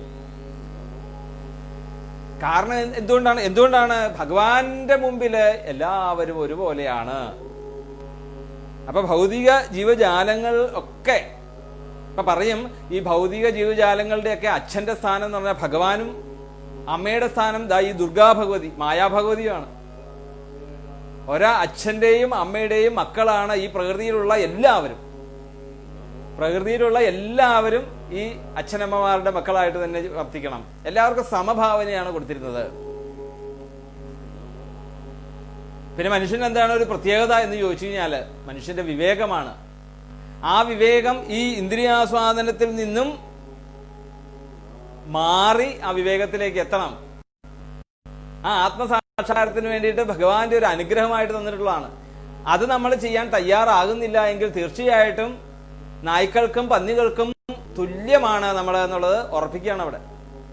ഈ ഇന്ദ്രിയാസ്വാദനത്തിന് വേണ്ടിയിട്ട് മാത്രമാണ് നമ്മൾ ജീവിക്കുന്നതെങ്കിൽ ആ നന്മയെ നമുക്ക് വേർതിരിച്ച് നമുക്ക് ആ സമത്വവും സാഹോദര്യവും അഹിംസ ഒക്കെ നമ്മളുടെ ജീവിതത്തിൽ നമുക്ക് കൊണ്ടുവരാൻ സാധിച്ചില്ലെങ്കിൽ തീർച്ചയായിട്ടും ഒരു നായ്ക്കളും പന്നികളും എങ്ങനെയാണോ ജീവിക്കുന്നത് അതിന് തുല്യമാണ്. യാതൊരു വ്യത്യാസവുമില്ല. ചതുഷ്ടയങ്ങൾക്ക് വേണ്ടിയിട്ട്, ആഹാര നീഹാര നിദ്ര മൈഥുനങ്ങൾക്ക് വേണ്ടി മാത്രം മനുഷ്യൻ ജീവിക്കുന്ന ഒരു അവസ്ഥയിലേക്കാകും. വീണ്ടും എന്തായി? വീണ്ടും ഈ 4 കാര്യങ്ങൾ ചെയ്യുന്ന അവസ്ഥയിലേക്ക് നമ്മൾ വീണ്ടും അടുത്ത ജന്മം എടുക്കാൻ വേണ്ടി പോകുന്നു. അതിനുവേണ്ടല്ല മനുഷ്യ ജന്മം കിട്ടിയിരിക്കുന്നത്. അപ്പം ഇതൊക്കെ ഈ മാംസാഹാരത്തിനെ എതിർക്കുക എന്ന് പറയുന്നത് നമ്മൾ വേറെ ഒന്നും ചിന്തിക്കണ്ട, ഇത്രയും ചിന്തിച്ചാൽ മതി. നമുക്ക് എന്തിനാണ് നമുക്ക് ഈ ഒരു മനുഷ്യജന്മം കിട്ടിയതെന്നും ആ മനുഷ്യജന്മത്തിൽ നിന്നും നമ്മൾ എങ്ങോട്ടാണ് ഉയരേണ്ടതെന്നും ചിന്തിച്ചു കഴിഞ്ഞാൽ തീർച്ചയായിട്ടും നമ്മൾ മാംസാഹാരം എന്ന് പറയുന്നതല്ല, ആ ഒരു ബുദ്ധി തന്നെ നമ്മളിൽ നിന്ന് പോകും. ആ മൃഗത്വ ബുദ്ധി, അല്ലെ? മൃഗങ്ങൾക്കാണ് മാംസം കഴിക്കുക എന്നുള്ളൊരു മൃഗത്വ ബുദ്ധി ഉണ്ടാകുന്നത്. നമുക്കത് വേണമെന്ന് നിർബന്ധമില്ല, നമുക്ക് വേണമെന്നുള്ളതല്ല, നമുക്ക് അരുത് എന്നാണ് പറയുകയാണെങ്കിൽ ശരിക്കും. ജ്ഞാനിയായിട്ട് ഉയർന്നു വരണമെങ്കിൽ, ഭഗവാനിലേക്ക് അടുക്കണമെങ്കിൽ, ഇല്ലെങ്കിൽ എന്തായി വീണ്ടും അതേ ജന്മത്തിലേക്ക് നേരെ താഴോട്ട് പോവുകയുള്ളൂ. ഈ മനുഷ്യജന്മം വരെ നല്ല പുണ്യമായിട്ടുള്ള മനുഷ്യജന്മം കിട്ടിയിട്ടും നമ്മൾ ഇത് മനസ്സിലാക്കിയിട്ടില്ലെങ്കിൽ, ആ വിവേകം നമ്മൾ ഉപയോഗിച്ചില്ല എങ്കിൽ നമ്മളത് വീണ്ടും താഴോട്ട് പോവുകയുള്ളൂ. അപ്പൊ അതേ രീതിയിലായിരുന്നു അവിടെ ആ യുധിഷ്ഠിരന്റെ ഭരണം. അതുകൊണ്ടാണ് വേണ്ട രീതിയിൽ അവിടെ മഴ പെയ്തു എന്നും ഗോക്കള് ധാരാളം അകട്ടിൽ നിന്ന് പാല് ജനങ്ങൾക്കായിട്ട് കൊടുത്തു എന്നും ഭൂമിയിൽ ധാരാളം വിളകളുണ്ടായി എന്നൊക്കെ അവിടെ പറയുന്നു. ഇനി നദ്യ സമുദ്രാഗിരേസ്സ വനസ്പതി വീരുധ ഫലന്ത്യോഷധയ സർവാ കാമമധൃതുസ്തസ്യ വൈ. ഇനി പറയുന്നു നദികള്, സമുദ്രങ്ങള്, പർവ്വതങ്ങള്, കുന്നുകള്, ഇതൊക്കെ ഈ പ്രജകളെ എങ്ങനെ നോക്കുന്നോ അതേപോലെ ശ്രദ്ധിച്ചിരുന്നു എന്ന് പറയാണ്. സമുദ്രങ്ങള്, കുന്നുകള്, വനങ്ങള്, പിന്നീടോ സ വനസ്പതി വീരുധ ഫലന്ത്യോഷധയ സർവാഹ കാമം അനൃതുതസ്യ വൈ. അനൃതു എന്ന് പറഞ്ഞാൽ എന്താണ്? അനു ഋതു എന്നുള്ളതാണത്. അത് ഒരുമിച്ച് വായിക്കുമ്പോഴാണ് അനൃതു എന്ന് വരുന്നത്. ഋതുവിന് യോജിച്ചതായിട്ടുള്ള, അനുകൂലമായിട്ടുള്ള, അതാണ് അനൃതു എന്ന് പറഞ്ഞാല്. അപ്പം അവിടെ എന്തൊക്കെ ശരിക്ക് ഈ രാജാവിന്റെ കീഴിൽ വരുന്നു എന്ന് ആലോചിച്ച് നോക്കൂ. നദികള്, സമുദ്രങ്ങള്, വനങ്ങള്, ഋതുക്കളെ പോലും എന്താണ് ഭരിക്കാനുള്ള ഒരു കഴിവ് രാജാവിനാണ്. നമ്മൾ ചോദിക്കും എന്താ ഈ വർഷം എന്താണ് മഴയില്ലാത്തത്, കഴിഞ്ഞ വർഷം മഴ ഉണ്ടായിരുന്നാണല്ലോ, ഇതൊക്കെ ചോദിക്കുമ്പം രാജാവിന് മറുപടി പറയാൻ സാധിക്കണം. കാരണം ഈ ഋതുഭേദങ്ങളൊക്കെ തന്നെ പ്രകൃതിയിൽ നിന്നുണ്ടാകുന്നതാണ്. അപ്പം അവിടെ പ്രകൃതിക്ക് വേണ്ട രീതിയിൽ പ്രകൃതിയുടെ സംരക്ഷണം കൊടുക്കാത്തത് കൊണ്ട് മാത്രമാണ് ഋതു മാറിക്കൊണ്ടിരിക്കുന്നത്. അത് രാജാവിനാണ് അതിന്റെ ഉത്തരവാദിത്വം. അല്ലാതെ മഴ കിട്ടാതിരുന്നു കഴിഞ്ഞാൽ അത് നമ്മൾ ചെയ്യുന്ന പ്രവർത്തികളുടെ ഫലം കൊണ്ടാണ് നമുക്കത് കിട്ടാത്തത്. അതുകൊണ്ടാണ് നമ്മൾ അനുഭവിക്കുന്നത്, അല്ലേ? നമ്മൾ കൊറോണയായിട്ടും നമ്മളും അനുഭവിച്ചു. ഈ ഒരു സത്സംഗം നമ്മൾ ഒരു ദിവസം മുടക്കേണ്ടി വന്നു, അല്ലേ? പ്രകൃതിക്ഷോഭം കൊണ്ട്. അതെന്തുകൊണ്ടാണ്? പ്രകൃതിയെ വേണ്ട രീതിയിൽ അവരുടെ ധർമാധർമ്മങ്ങൾ അനുസരിച്ച് അവരെ പരിരക്ഷിച്ചില്ല. അപ്പൊ പ്രകൃതി വിരുദ്ധമായിട്ട് നമുക്കത് വരും. അത് അപ്പം അവിടെ ഈ നദികളായിക്കോട്ടെ, സമുദ്രങ്ങളായിക്കോട്ടെ, കുന്നുകളായിക്കോട്ടെ, വനങ്ങളായിക്കോട്ടെ, വനങ്ങളെയൊക്കെ വേണ്ട രീതിയിൽ പരിരക്ഷിക്കണം. എന്തിനാണ് വനങ്ങളെ പരിരക്ഷിക്കുന്നത്? അതൊക്കെ മൃഗങ്ങളുടെ വാസസ്ഥാനമാണ്. അവിടെ വനങ്ങളില്ലാണ്ടാകുമ്പോൾ എന്ത് ചെയ്യും? മൃഗങ്ങൾ പുറത്തേക്ക് വരും. അപ്പൊ മൃഗങ്ങൾക്ക് അവർക്ക് വാസസ്ഥാനം ഇല്ലാതെ വരുമ്പോഴത്തേക്ക് അത് മനുഷ്യനെ ആക്രമിച്ചു തുടങ്ങും. മനുഷ്യനെ ആക്രമിച്ചു കൊടുക്കുമ്പോഴത്തേക്ക് മനുഷ്യൻ നികൃഷ്ട ജീവി ആയതുകൊണ്ട് എന്ത് ചെയ്തു? അതിനെയൊക്കെ കൊന്നൊടുക്കുവാൻ വേണ്ടി തയ്യാറാകുന്നു. അതൊക്കെ ഒരു ധർമ്മമായിട്ട് ചെയ്യുകയാണ് ഇപ്പോൾ. ഒന്ന് ആലോചിച്ച് നോക്കൂ. പ്രജകൾ എന്ന് പറഞ്ഞാൽ ഈ മനുഷ്യനും മൃഗമായിട്ട് യാതൊരു വ്യത്യാസവും ഇല്ല ഭഗവാനെ സംബന്ധിച്ചിടത്തോളം, രാജാവിനെ സംബന്ധിച്ചിടത്തോളം. അപ്പൊ ഒരു രാജാവും ഒരിക്കലും, ഒരു മന്ത്രിയും നായ്ക്കളെ കൊല്ലാനും, അല്ലെ? പണ്ടൊക്കെ നമ്മൾ കേട്ടിട്ടുണ്ട് ഗുരുവായൂരൊക്കെ നായ്ക്കളെ ഓരോ ഗുരുവായൂർ ഞാൻ കണ്ടതുകൊണ്ടാണ് ഗുരുവായൂരിൽ നിന്ന് പറഞ്ഞത്. ധാരാളം നായ്ക്കളുടെ ശല്യം, വഴിയിൽ നായ്ക്കളുടെ ശല്യമാണെന്ന് പറഞ്ഞുകൊണ്ട് ഒരു റൗണ്ടുമായിട്ട് ഒരാൾ വന്ന് ഈ റൗണ്ട് അതിന്റെ കഴുത്തിലേക്ക് ഇട്ടിട്ട് അങ്ങ് വലിച്ചു മുറുക്കി കൊണ്ടുപോകുന്ന ഒരു രംഗം കണ്ടിട്ടുണ്ട്. എന്ത് ധൈര്യമാണത് ചെയ്യാനുള്ളത്? അവന് ചെയ്യാൻ ധൈര്യമില്ല ശരിക്ക്. കാരണം രാജാവിനെ സംബന്ധിച്ചിടത്തോളം ഈ നായ്ക്കളായാലും മനുഷ്യരായാലും സസ്യമായാലും ഒരു തുളസി ചെടിയായാലും ഉറുമ്പായാലും പുഴുവായാലും എല്ലാം ഒരുപോലെ. ഭഗവാന്റെ പ്രജകളിൽ പെട്ടവരാണ് അവരൊക്കെ, എല്ലാവരും ഒരുപോലെയാണ്. അപ്പൊ അത് വേണ്ട രീതിയിൽ മനസ്സിലാക്കിക്കൊണ്ട് പെരുമാറിയിരുന്ന ആളായിരുന്നു യുധിഷ്ഠിരൻ. അതൊക്കെ അങ്ങനെ ഒരു ബുദ്ധി ഈ ജനങ്ങളിലേക്ക് എത്തണമെങ്കിൽ എന്ത് വേണം? ആധ്യാത്മികമായിട്ടുള്ള ജ്ഞാനം വേണം. അപ്പൊ അതിനു വേണ്ടിയിട്ടാണ് ആ പിതാമഹനായിട്ടുള്ള ഈ ഭീഷ്മരിൽ നിന്നും ദാനധർമാൻ, മോക്ഷധർമാൻ, ഭഗവത് ധർമാൻ, ആ ഭഗവാനുമായിട്ടുള്ള ബന്ധത്തിന്റെ ധർമ്മം എന്താണെന്നുള്ളതാണ് അവിടെ മനസ്സിലാക്കിയത്. ഭഗവാന്റെ ധർമ്മം എന്താണെന്നുള്ളത്, ജനങ്ങൾക്കും പ്രജകൾക്കും വേണ്ട ഭരണം എന്താണ് ഭഗവാന്റെ ധർമ്മം എന്നുള്ളത് മനസ്സിലാക്കി കൊടുക്കുകയാണ് അവിടെ. പിന്നെ അങ്ങനെ ഭഗവാന്റെ സ്വത്താണ് ഈ പ്രകൃതിയും മനുഷ്യനും മൃഗവും എല്ലാം എന്നുള്ളത് മനസ്സിലാക്കിക്കൊണ്ട് വേണം പ്രവർത്തിക്കാൻ. മുദ്രാവാക്യം വിളിക്കുമ്പോൾ എന്താണ് മുദ്രാവാക്യം എന്ന് പറഞ്ഞാല്? അത് എന്നും കീർത്തിക്കപ്പെട്ട് ഒരു അടയാളമാണ് മുദ്ര എന്ന് പറയുന്നത്, അല്ലെ? മുദ്ര എന്ന് നമ്മൾ ഉപദേശിക്കുന്നത് എന്താണ് ശരിക്കും? യഥാർത്ഥത്തിൽ ഒരു മുദ്ര എന്ന് പറയുന്നത് അടയാളമാണ്. ആ മുദ്രയ്ക്ക് ജ്ഞാനത്തിന്റെ പ്രതീകമാണ് മുദ്ര എന്ന് പറയുന്നത്, അല്ലെ? ഞാൻ പണ്ട് ഒരിക്കല് അയ്യപ്പനെ കുറിച്ച് പറഞ്ഞപ്പോ, അല്ലെ, ഇതിനു മുമ്പുള്ള ഒരു പ്രഭാഷണത്തിൽ നമ്മൾ പറഞ്ഞു, അയ്യപ്പനെ കുറിച്ച് പറഞ്ഞപ്പോ ഇത് ഈ ശാസ്ത്രീയ നടന നൃത്തത്തില് മുദ്രാഖ്യം എന്നാണ് ഇതിന് പറയാ. മുദ്രാഖ്യം എന്ന് പറയും. ഈ മുദ്രയ്ക്ക് മുദ്ര എന്നാ പറയാ. ഇവിടെ ശരിക്കും എന്താണ്? മോക്ഷോപായമാണ് പറഞ്ഞത്. നമ്മൾ പറഞ്ഞു ഈ ജ്ഞാനവും, അല്ലെ, ബുദ്ധിയുമായിട്ട് യോജിച്ചു വരുമ്പോഴത്തേ അവിടെ ജ്ഞാനത്തെക്കുറിച്ച്, പുരുഷാർത്ഥങ്ങളെ കുറിച്ച് മനസ്സിലാക്കി കഴിയുമ്പോഴത്തേക്കും അവസാനം ആ മോക്ഷത്തിലേക്ക് എത്തുമ്പോഴെന്താണ്? ബിഗ് സീറോയാണ്, ശൂന്യമാണ്. താനും ഞാനും ഒന്നാണ്, അല്ലെങ്കിൽ ഈശ്വരനും ഞാനും ഒന്നാണ് എന്നുള്ള അതിന്റെ ജ്ഞാനത്തിന്റെ പ്രതീകമാണ് ഈ മുദ്രാഖ്യം. അപ്പൊ ഈ മുദ്ര ആണ് മുദ്രാവാക്യം എന്ന് പറയുന്നത്.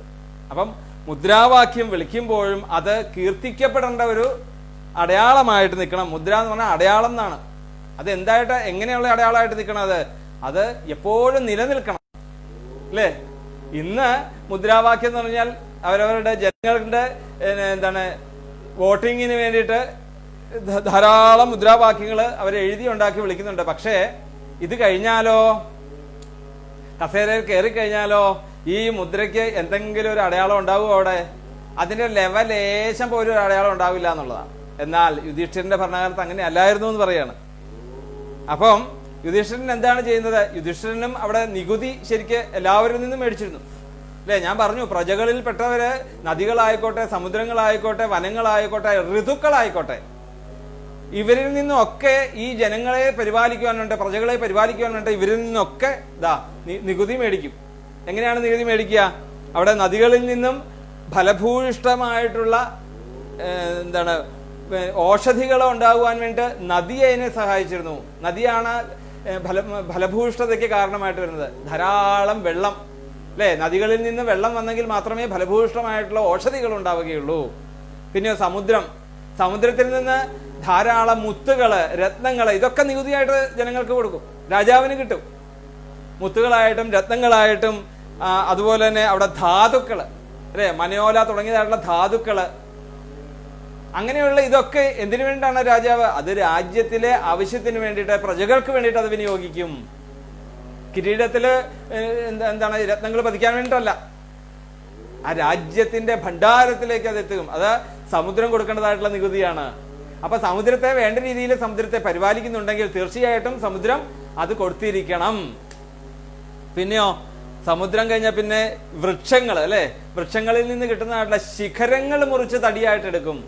വൃക്ഷത്തെ നശിപ്പിക്കാൻ വിധിയില്ല.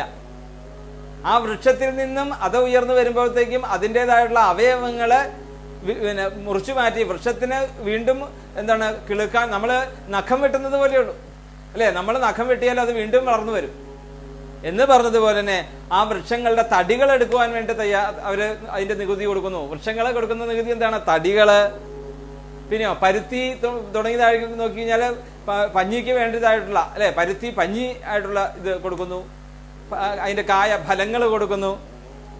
പിന്നെയോ ഈ വൃക്ഷം എന്നുള്ളൊരു വകുപ്പിൽപ്പെട്ടതാണ് പച്ചക്കറി, അല്ലെ?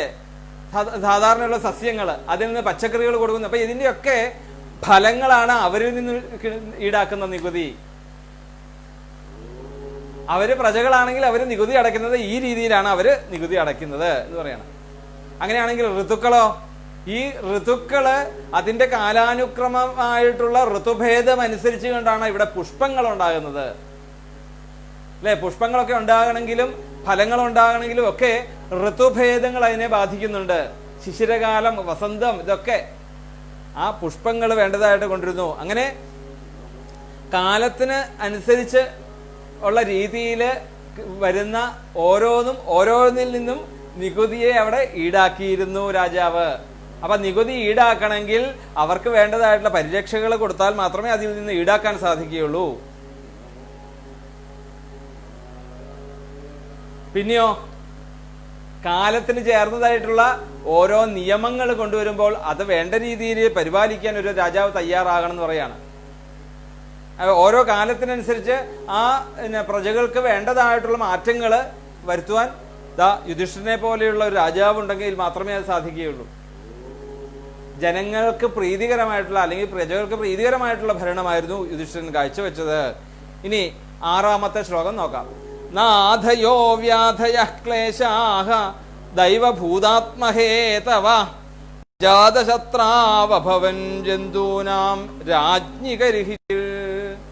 ഇനി പറയാണ്, നമ്മള് ശ്രീരാമാവതാരത്തിന്റെ കാര്യം പറഞ്ഞപ്പോൾ നമ്മൾ പറഞ്ഞു അവിടെ ആധിയില്ല, വ്യാധിയില്ല, ജരായില്ല, ഗ്ലാനിയില്ല അല്ലെ പ്രജകൾക്ക്.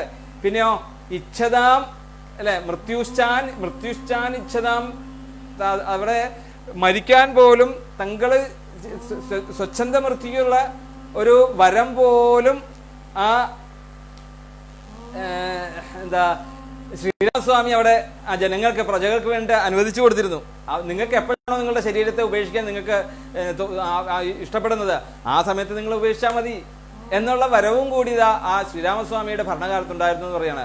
അതുപോലെ തന്നെയാണ് ഇവിടെ യുധിഷ്ഠിരന്റെ ഭരണകാലത്തും നാഥയോ വ്യാധയ ക്ലേശാഹ ദൈവഭൂതാത്മഹേതവ അജാതശത്രാവഭവൻ ജന്തൂനാം രാജ്ഞികരിഹിചിൽ. അങ്ങനെ ആ യുധിഷ്ഠിരന്റെ കാലത്ത് ആധിയില്ല, വ്യാധിയില്ല, ഭൂതാത്മദൈവഹേതവ, അവിടെ ആധിദൈവം ആയിട്ടുള്ള ആധിദൈവികം, ആധിഭൗതികം, ആധ്യാത്മികം തുടങ്ങിയതായിട്ടുള്ള ത്രിവിധമായിട്ടുള്ള യാതൊരു ദോഷങ്ങളും അവിടെ ഉണ്ടാകുന്നില്ല എന്ന് പറയാണ്. എന്തുകൊണ്ടാണ് ഉണ്ടാകുന്നില്ല?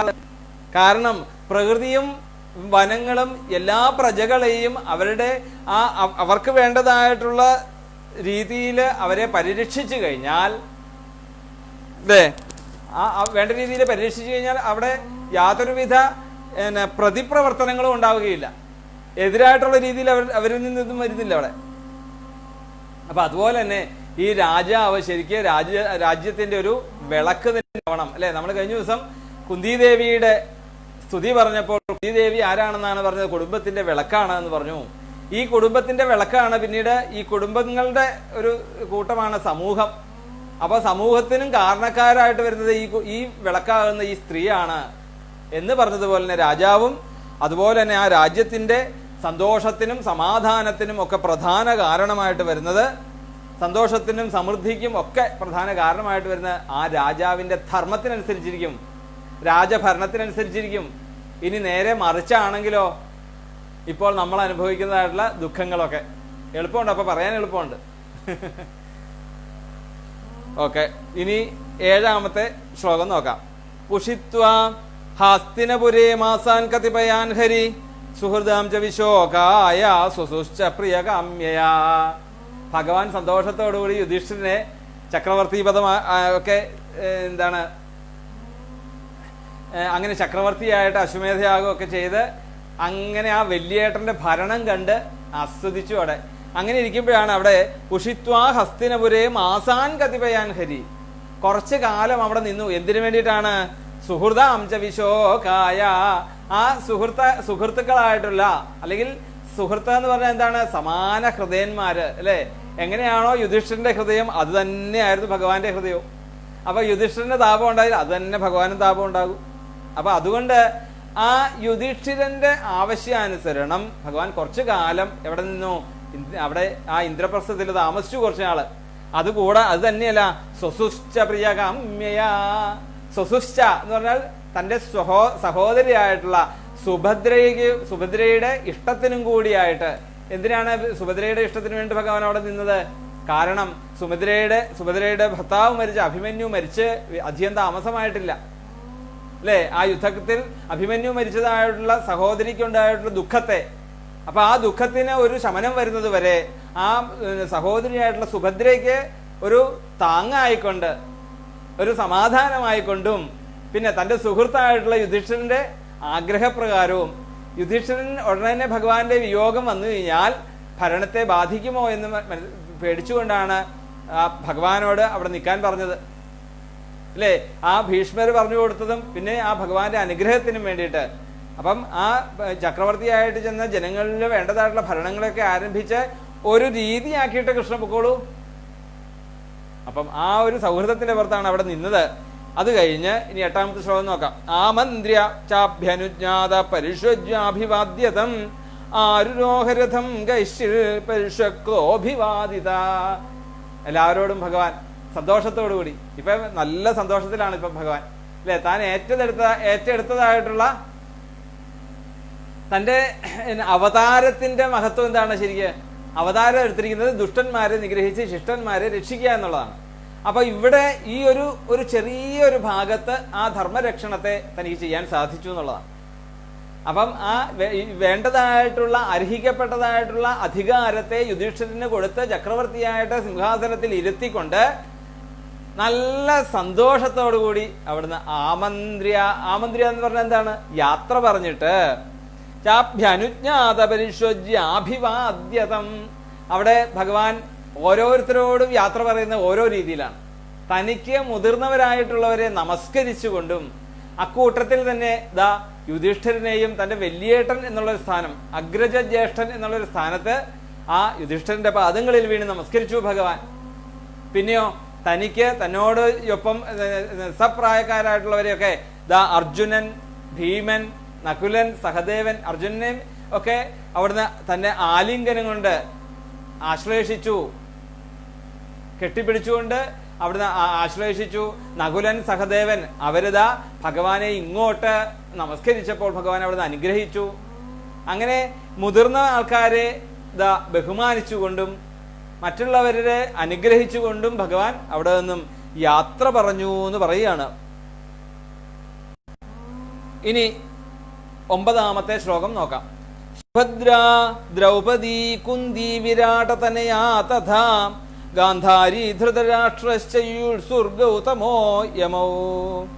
പിന്നീട് ഓരോരുത്തരോടായിട്ട് പറയുകയാണ്. സുഭദ്ര, അല്ലെ, ഭഗവാന്റെ സഹോദരിയായിട്ടുള്ള സുഭദ്ര, പാഞ്ചാലി, കുന്തി, വിരാടതനയാ തഥാ. പിന്നീട് വിരാട രാജാവിന്റെ മകളായിട്ടുള്ള ഉത്തര, അല്ലെ, ആ അഭിമന്യുവിന്റെ എന്താണ് അഭിമന്യുവിന്റെ ഭാര്യയായിട്ടുള്ള ഉത്തരാദേവി, ആ ഉത്തരാദേവി, അതുപോലെ തന്നെ ഗാന്ധാരി, ധൃതരാഷ്ട്ര, യുയുത്സുർഗൗതമോ യമോ. യുയുത്സു എന്ന് പറഞ്ഞാല് ധൃതരാഷ്ട്രയുടെ ഒരു വൈശ്യസ്ത്രീയിലുണ്ടായ ഒരു ഉണ്ണിയാണ്. കാരണം ഈ ഗാന്ധാരി പൂർണ്ണ ഗർഭിണിയായിരിക്കുന്ന സമയത്ത് ആ ഗാന്ധാരിക്ക് തന്റെ ഭർത്തൃ ശുശ്രൂഷ ചെയ്യുവാൻ വയ്യാതെ ഇരുന്ന സമയത്ത് ഒരു വൈശ്യസ്ത്രീയാണ് ധൃതരാഷ്ട്രരെ ഭർത്തൃ ശുശ്രൂഷ ചെയ്തത്. അങ്ങനെ ആ വൈശ്യസ്ത്രീയിൽ നിന്നും ഉണ്ടായ കുട്ടിയാണ് യുയുത്സു എന്ന് പറയുന്ന രാജാവ്. ആ യുയുത്സുവും അവിടെ സന്നിഹിതനായിരുന്നു. അവരോടൊക്കെ യാത്ര പറഞ്ഞു. വൃകോദരശ്ച ധൗമ്യശ്ച സ്ത്രീയോ മത്സ്യസുതാദയ നസേഹിരേ വിമുഹ്യന്തോ വിരഹം ശാർംഗധന്വനാം. പിന്നീട് ഭഗവാൻ അവിടെ ഓരോരുത്തരോടും യാത്ര പറഞ്ഞ്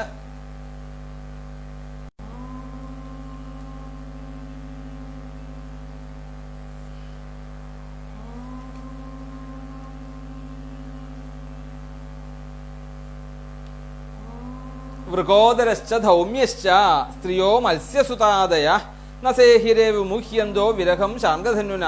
ഭീമനോട്, പിന്നെ പുരോഹിതനായിട്ടുള്ള ധൗമ്യൻ, നമ്മൾ പറഞ്ഞു ധൗമ്യൻ ആരാണെന്ന് നമ്മൾ പറഞ്ഞു. ഇവര് വനവാസക്കാലത്ത് ഉൽക്കോചകം എന്നു പേരായിട്ടുള്ള തീർത്ഥസ്ഥലത്ത് പോയിന്നും ആ ഉൽക്കോച തീർത്ഥസ്ഥലത്ത് തപസ് ചെയ്തിരുന്ന ദേവല മഹർഷിയെ കണ്ടു. അങ്ങനെ ആ ദേവല മഹർഷിയിൽ നിന്നും അവിടെ ഒരു ഗന്ധർവ ദമ്പതികളെ കണ്ട് ആ ഗന്ധർവനുമായിട്ട് അർജുനൻ വളരെയധികം ഒരു സുഹൃത്തുക്കളായിട്ട് മാറി. അങ്ങനെ ഗന്ധർവന്റെ അഭിപ്രായത്തിലാണ് ദേവല മഹർഷിയെ ചെന്ന് കാണുകയും ഈ ദേവല മഹർഷിയുടെ അനിയനായിട്ടുള്ള ആളാണ് ധൗമ്യൻ. ആ ധൗമ്യനെ തങ്ങളുടെ പുരോഹിതനായിക്കൊണ്ട് തീരുമാനിക്കുകയും അങ്ങനെ വനവാസകാലത്ത് വേണ്ടതായിട്ടുള്ള വർണ്ണാശ്രമ ധർമ്മങ്ങളെയൊക്കെ പറഞ്ഞു കൊടുത്തത്, ഗൃഹസ്ഥ ആശ്രമധർമ്മങ്ങളെയൊക്കെ, ക്ഷത്രിയന്റെ ആശ്രമധർമ്മങ്ങളെയൊക്കെ വേണ്ട രീതിയിൽ മനസ്സിലാക്കി കൊടുത്ത ആളാണ് ധൗമ്യൻ. ആ ധൗമ്യൻ ഇവരുടെ പുരോഹിതന്മാരായിരുന്നു. പുരോഹിതൻ എന്ന് പറയുമ്പോൾ എന്താണ് ശരിക്കും പുരോഹിതൻ എന്ന് പറഞ്ഞാല് പുരോഗമനപരമായിട്ടുള്ള കാലാനുസൃതമായിട്ടുള്ള മാറ്റങ്ങളെ മനസ്സിലാക്കിക്കൊണ്ട് ധർമ്മത്തിന് യാതൊരു വ്യതിചലനവും ഉണ്ടാകാത്ത രീതിയിൽ നിയമങ്ങളെ, അല്ലേ, വേണ്ട രീതിയിൽ ചിട്ടപ്പെടുത്തുന്ന ആളെയാണ് പുരോഹിതൻ എന്ന് പറയുന്നത്. അപ്പൊ ഏത് കാലത്തും അതിൻ്റെതായിട്ടുള്ള കാലാനുസൃതമായിട്ടുള്ള മാറ്റങ്ങളെ വരുത്തുവാൻ ആർക്ക് സാധിക്കും? പുരോഹിതന് സാധിക്കും. അത് പുരോഹിതനെ സാധിക്കുകയുള്ളൂ പറയാണ്. ഓക്കെ,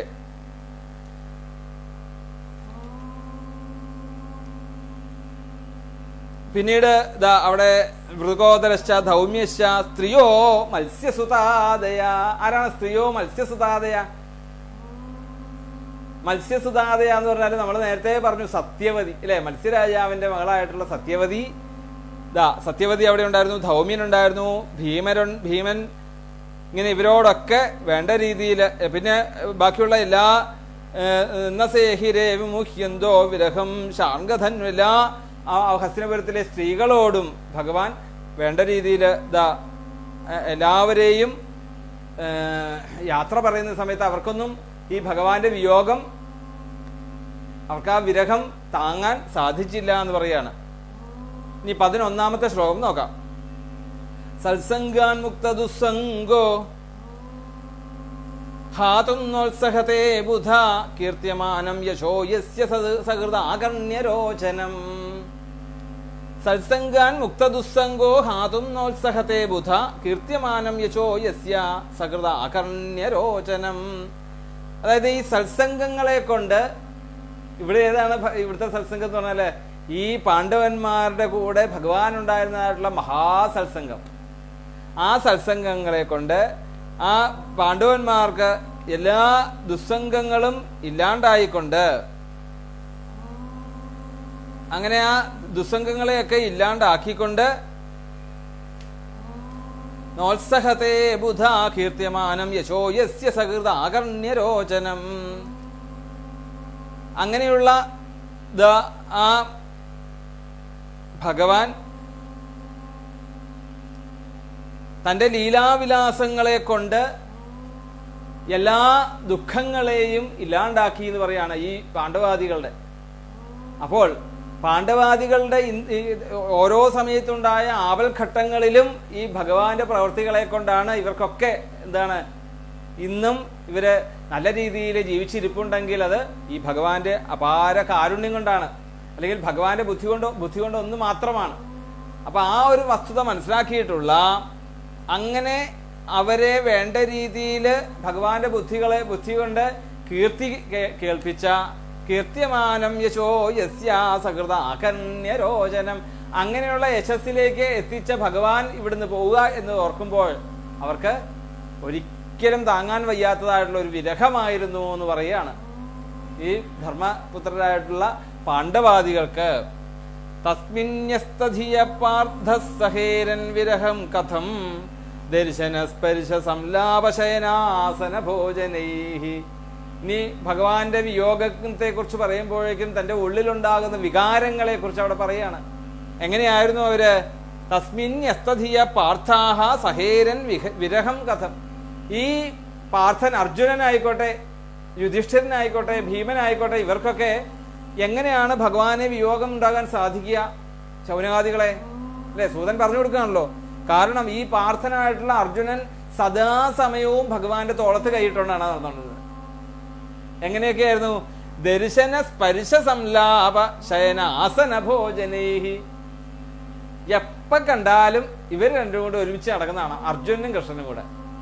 പിന്നെയോ സ്പർശ സംലാപ, ഓരോ ഏത് സമയത്തും ഇവര് ഒരുമിച്ച് നടക്കുക, ഒരുമിച്ചിരിക്കുക, ഒരുമിച്ച് കിടക്കുക, ഒരുമിച്ച് ഭക്ഷണം ചെയ്യുക. അങ്ങനെ ശയന ആസന ഭോജനേഹി, അങ്ങനെ കിടപ്പും ഇരിപ്പും ഭക്ഷണവും ഒക്കെ കൃഷ്ണന്റെ കൂടെയാണ് ഏത് സമയവും പാർത്ഥൻ. പാർത്ഥ എന്നവിടെ പറഞ്ഞിട്ടുണ്ട്. പാണ്ഡവന്മാരെ എല്ലാവരെയും കൂടെ ഒരുമിച്ചും പറയാം, അല്ലെങ്കിൽ പാർത്ഥാഹ എന്നാണ് പറഞ്ഞത്, ബഹുവചനമായിട്ടാണ് പറഞ്ഞത്. അപ്പൊ ഈ പാർത്ഥന്മാര് എല്ലാവരും ഭഗവാന്റെ കൂടെയായിരുന്നു ഇരിപ്പും കിടപ്പും ഒക്കെ ഉണ്ടായിരുന്നത്. അതെല്ലാം മനസ്സിലാക്കിക്കൊണ്ട് എങ്ങനെയാണ് സഹേരൻ വിരഹം കഥം, എങ്ങനെ സഹിക്കാൻ സാധിക്കും എന്നാണ് ശൗനകാദികളോട് ചോദിക്കുന്നത്.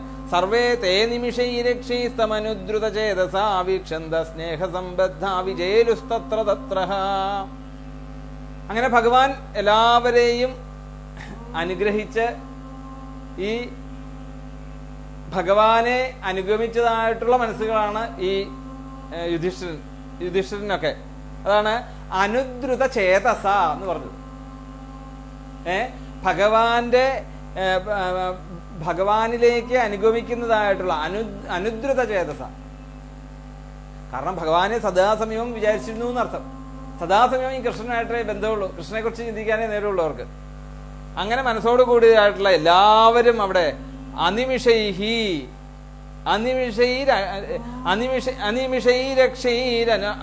അനുദ്രുത ചേതസ വീക്ഷന്ത സ്നേഹ സംബദ്ധ വിജേരുസ്തത്ര തത്രഹ. അവിടെ ഭഗവാൻ പോകാൻ വേണ്ടിയിട്ട് തുടങ്ങിയപ്പോൾ തൊട്ട് ഇവരെന്താണ് അനിമിഷൈഹി എന്ന് പറഞ്ഞാൽ എന്താണ് എന്നുവെച്ചാൽ ഈ കണ്ണടയാതെ അല്ലെ, നിമിഷം എന്ന് പറഞ്ഞാൽ അതാണ്. ഒരു കണ്ണടയുന്നതിനാണ് നിമിഷം എന്ന് നമ്മൾ പറയാം അല്ലെ. ഒരു നിമിഷം, ഒരു സെക്കൻഡ് എന്നുള്ളതിന് നമ്മൾ നിമിഷം എന്നുള്ളൊരു പേര് വന്നത് എന്തുകൊണ്ടാണ്? നമ്മളുടെ ഈ നേമി അടയുന്നത് കൊണ്ടാണ് അല്ലേ. നമ്മളുടെ ഈ എന്താ കൺപോളെ അടയുന്നതുകൊണ്ടാണ്. നമ്മൾ കഴിഞ്ഞ ദിവസം പറഞ്ഞു അതിനെക്കുറിച്ച് പറഞ്ഞപ്പം എന്താണ് ഭഗവാന്റെ രൂപത്തെക്കുറിച്ച് പറഞ്ഞപ്പം ഗോപികമാര് അല്ലെ നിമി മഹാരാജാവിനെ ശപിച്ച കഥ പറഞ്ഞു. ഇസ്യാനനം മകരകുണ്ടല അല്ലെ, നമ്മൾ പറഞ്ഞു അത്. ആ രൂപത്തെ കാണാൻ സാധിക്കാതെ ഈ കണ്ണടയുമ്പോൾ എനിക്ക് കാണാൻ പറ്റുന്നില്ലല്ലോ എന്ന് ഗോപിമാര് ശപിച്ച പോലെ ഇവിടെ ഇവര് അനിമിഷന്മാരായിട്ട് ഇവര് ഭഗവാനെ നോക്കി നിന്നു എന്ന് പറയാണ്. അപ്പൊ ഇവിടെ പറയാണ്, ഇതിനു മുമ്പ് എന്താണ് പറഞ്ഞത്? സത്സംഗാൻ മുക്ത ദുസ്സംഗോ പറഞ്ഞു. അപ്പം ഈ സത്സംഗങ്ങളിൽ നിന്ന് ഭഗവാനുമായിട്ടുള്ള സത്സംഗങ്ങളിൽ പോലും ഒരു ദേവത്വം പോലും അവർക്ക് വന്നു എന്നാണ് ഇവിടെ വേദവ്യാസൻ എഴുതി കാണിക്കുന്നത്.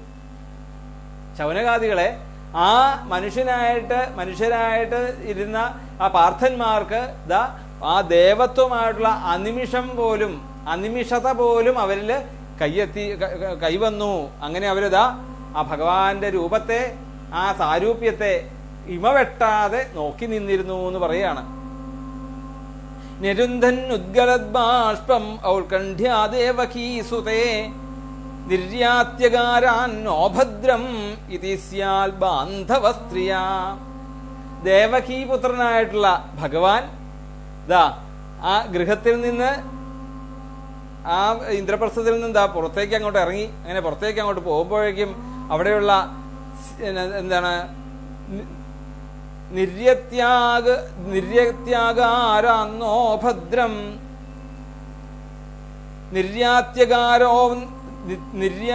നിർയാത്യകാരാനോ ഭദ്രം ഇതി സ്യാൽ ബാന്ധവസ്ത്രീയ.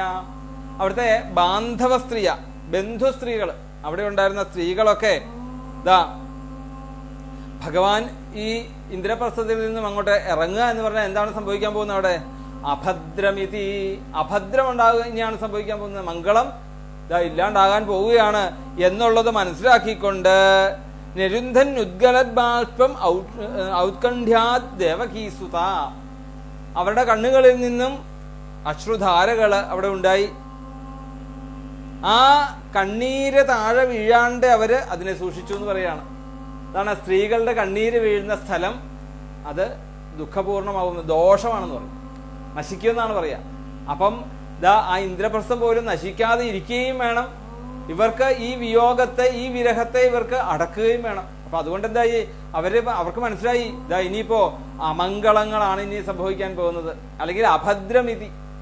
ആ മംഗളം ഇപ്പൊ ഇവിടെ നിന്നും ഈ ഇന്ദ്രപ്രസ്ഥത്തിൽ നിന്നും യാത്രയാകുന്നു എന്നുള്ളത് മനസ്സിലാക്കിക്കൊണ്ട് ആ ബന്ധുസ്ത്രീകളൊക്കെ കരഞ്ഞു എന്ന് പറയുന്നു.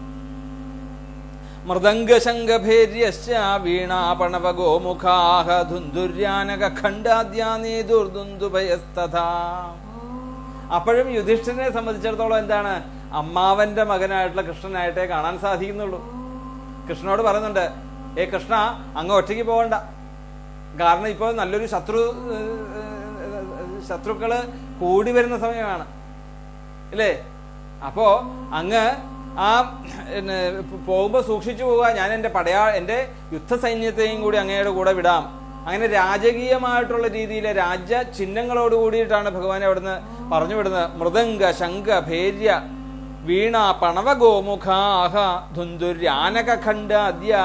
മൃദംഗം, ശംഖം, ഭേരി, പിന്നെ ചെണ്ട, വീണ, മദ്ദളം, ഗോമുഖം തുടങ്ങിയ വാദ്യങ്ങള്, പിന്നെ ധുന്ധുരി എന്നുള്ളൊരു വാദ്യം, തകില്, നാദസ്വരം, മണി, പെരുമ്പറ ഇവയൊക്കെ ഇങ്ങനെ മുഴക്കിക്കൊണ്ടാണ് ഭഗവാന്റെ യാത്ര. ഭഗവാന്റെ യാത്രയെ കുറിച്ചാണ് അവിടെ പറയുന്നത്. പ്രാസാദ ശിഖരാരൂഢ കുരുനാര്യോതിദൃക്ഷയാ വവൃഷു കുസുമൈ കൃഷ്ണേ പ്രേമ വ്രീഡാസ്മിദേക്ഷണാഹ.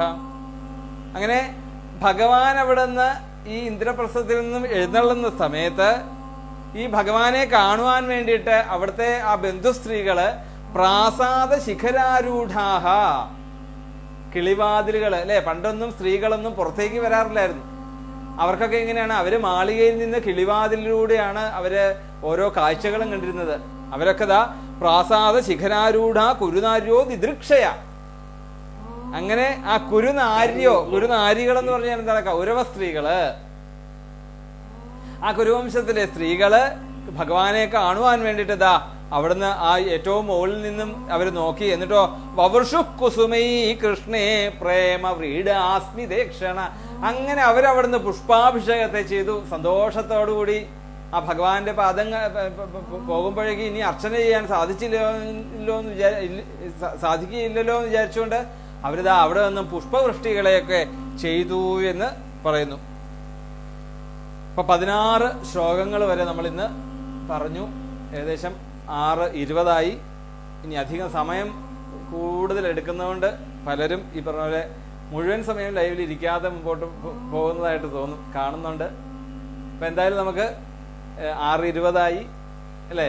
അപ്പൊ ഇന്ന് അനുസ്മരിച്ചതൊക്കെ ഒന്ന് ഒരു ചെറിയൊരു രൂപരേഖ അല്ലെ. ഇന്ന് പറയാനുള്ള ധാരാളം എന്താണെന്ന് വെച്ചാൽ, ഇന്നത്തെ മന്ത്രിയും യുധിഷ്ഠിരനായിട്ടുള്ള രാജാവിനായിട്ട് നോക്കിക്കഴിഞ്ഞാല് ഇന്ന് മന്ത്രി ചെയ്യുന്നതിന്റെ നേരെ വിപരീതമായിരുന്നു രാജാവ് ചെയ്തിരുന്നത്. പ്രകൃതിയെയും വനത്തെയും നമ്മളും അത് മനസ്സിലാക്കണം എന്നർത്ഥം. അതിനുവേണ്ടിയാണല്ലോ വേദവ്യാസ മഹർഷി ഈ ശാസ്ത്രത്തില് ഇതൊക്കെ എഴുതി വെക്കാൻ കാര്യം അതിനല്ലേ അല്ലേ? ശാസ്ത്രത്തില് എന്തിനാണ് ഇതൊക്കെ എഴുതി വെക്കുന്നത്? ശാസ്ത്രം ശാസിക്കുന്നതാണ് ശാസ്ത്രം. ഇത് ചെയ്തോളണം എന്നുള്ളതാണ്. അപ്പൊ അതിനുവേണ്ടി നമുക്ക് പറഞ്ഞു തന്നപ്പോ നമ്മളും അതുപോലെ തന്നെ അതിനെ കണക്കാക്കണം എന്നർത്ഥം. അപ്പൊ മൃഗങ്ങളെ ആയാലും സസ്യങ്ങളെ ആയാലും പ്രകൃതിയെ ആയാലും നദികളെ ആയാലും സാഗരങ്ങൾ സമുദ്രത്തെ ആയാലും വൃക്ഷങ്ങളെ ആയാലും ഒക്കെ ഭഗവാന്റെ അല്ലെ, നമ്മൾ പറഞ്ഞു ഈ നമ്മളടക്കമായിട്ടുള്ള ഈ പ്രകൃതിയുടെ അച്ഛനായിട്ട് ഭഗവാനും അമ്മയായിട്ട് മായാഭഗവതിയുമാണ് എന്നുള്ള വസുധൈക കുടുംബകം എന്നുള്ള രീതിയിൽ വേണം രാജ്യത്തെ ഭരിക്കുവാൻ. അതാണ് യുധിഷ്ഠിരൻ കാണിച്ചു തന്നിട്ടുള്ള രാജതന്ത്രം. അതാണ് ഭീഷ്മ പിതാമഹൻ യുധിഷ്ഠിരന് ഉപദേശിച്ചു കൊടുത്തതായിട്ടുള്ളത്. അപ്പൊ ശാസ്ത്രത്തിന്റെ മഹത്വം നമ്മൾ വ്യക്തമായിട്ട് മനസ്സിലാക്കണം എന്നർത്ഥം. അതിനൊരു നല്ലൊരു സുഭാഷിതമുണ്ട്. ഹസ്തസ്യ ഭൂഷണം ദാനം. കൈ എന്തിനുള്ളതാണ്? ദാനം ചെയ്യുമ്പോഴേ അത്, അല്ലെങ്കിൽ കൈകളുടെ ഭൂഷണം എന്ന് പറയുന്നത് ദാനമാണ്. കൈകളുടെ ഭൂഷണം എന്ന് പറഞ്ഞാൽ വളയല്ല.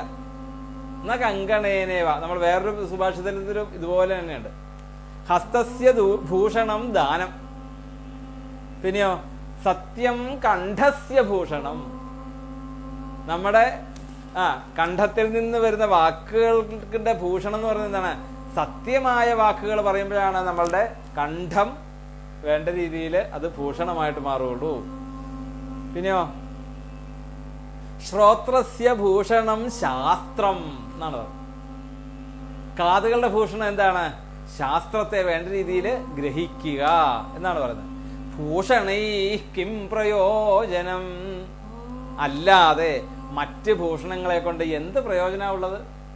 ഇതൊരു സുഭാഷിതത്തിലെ ഒരു ശ്ലോകമാണിത്. ഇപ്പൊ ഇവിടെ അവസരോചിതമായതുകൊണ്ട് പറഞ്ഞത് മാത്രം. കാരണം ശാസ്ത്രത്തെ അവര് ശാസിക്കുകയാണെങ്കിൽ അതിനെ അനുസരിക്കാൻ നമ്മൾ തയ്യാറാവണം എന്നർത്ഥം. ശാസ്ത്രത്തെ നമ്മൾ കേൾക്കുകയാണ് വേണ്ടത്. ശാസ്ത്രത്തിൽ പറഞ്ഞതുപോലെ തന്നെ ഇവിടെ യുധിഷ്ഠിരന്റെ ഭരണ കാര്യങ്ങൾ പറയുന്നതിന്റെ കൂട്ടത്തിൽ തന്നെ നമുക്കും കൂടിയുള്ളൊരു ഉപദേശമാണത് അല്ലെ. നമ്മൾ തത്വവിചാരം ചെയ്യുമ്പോൾ എന്താണ്? അതേ രീതിയിൽ വേണം നമ്മൾ മൃഗങ്ങളെ കാണുവാൻ, അതേ രീതിയിൽ വേണം നമ്മൾ സസ്യങ്ങളെ കാണുവാൻ, അതേ രീതിയിൽ വേണം നമ്മൾ സമുദ്രത്തെ കാണുവാൻ, നദികളെ കാണുവാൻ അല്ലേ, പ്രകൃതിയെ കാണുവാൻ, കുന്ന് മലകള് എല്ലാം പറയുന്നുണ്ട് അവിടെ. എല്ലാത്തിനെയും അതാതിന്റെ ഫലത്തിന് രീതിക്കനുസരിച്ച് അവരെ ധാർമ്മികമായിട്ടുള്ള രീതിയിൽ സംരക്ഷിക്കുകയും അവരിൽ നിന്ന് ആ ധാർമ്മികമായിട്ടുള്ള നേട്ടങ്ങളെ സ്വീകരിക്കുകയും രാജാവ് ചെയ്യുന്നുണ്ട്. അതാണ് നികുതിയുടെ കാര്യം പറഞ്ഞത്. ഋതുക്കളെ വരെ വ്യക്തമായിട്ട് ആർക്കും മനസ്സിലാകാത്തൊരു കാര്യമാണ്. നമ്മളൊക്കെ വിചാരിക്കും ഈ മഴ പെയ്യുന്നതൊക്കെ എന്താണ് ഈശ്വരന്റെ അനുഗ്രഹം കുറഞ്ഞുകൊണ്ടാണോ എന്ന്. അല്ല, ഈശ്വരന്റെ അനുഗ്രഹം കുറഞ്ഞുകൊണ്ട് തന്നെയാണ്. പക്ഷേ ഋതുക്കൾ പോലും മാറുന്നത് പോലും നമ്മളുടെ പ്രവൃത്തികളെ കൊണ്ടാണെന്ന് പറയാണ്, അല്ലേ? നദികളെയും സമുദ്രങ്ങളെയും വേണ്ട രീതിയിൽ പരീക്ഷിച്ചു കഴിഞ്ഞാലേ ഉള്ളൂ ഇത് നീരാവിയായിക്കൊണ്ട് മുകളില് ആകാശത്ത് മേഘങ്ങള് ഈ ജലാംശങ്ങളെ സ്വീകരിച്ചുകൊണ്ട് പിന്നീട് നമുക്ക് വേണ്ട സമയത്തായിട്ടുള്ള വർഷങ്ങളെ നമുക്ക് ചെയ്യുകയുള്ളൂ. നദികളെ വേണ്ട രീതിയിൽ പരിപാലിക്കണം, സമുദ്രത്തെ വേണ്ട രീതിയിൽ പരിപാലിക്കണം, മൃഗങ്ങളെയും നമ്മളുടെ മനുഷ്യനെ പോലെ തന്നെ ജീവനുള്ള ഒരു വസ്തുവാണെന്നുള്ളത് മനസ്സിലാക്കിക്കൊണ്ട് വേണം മൃഗങ്ങളോട് പെരുമാറാൻ.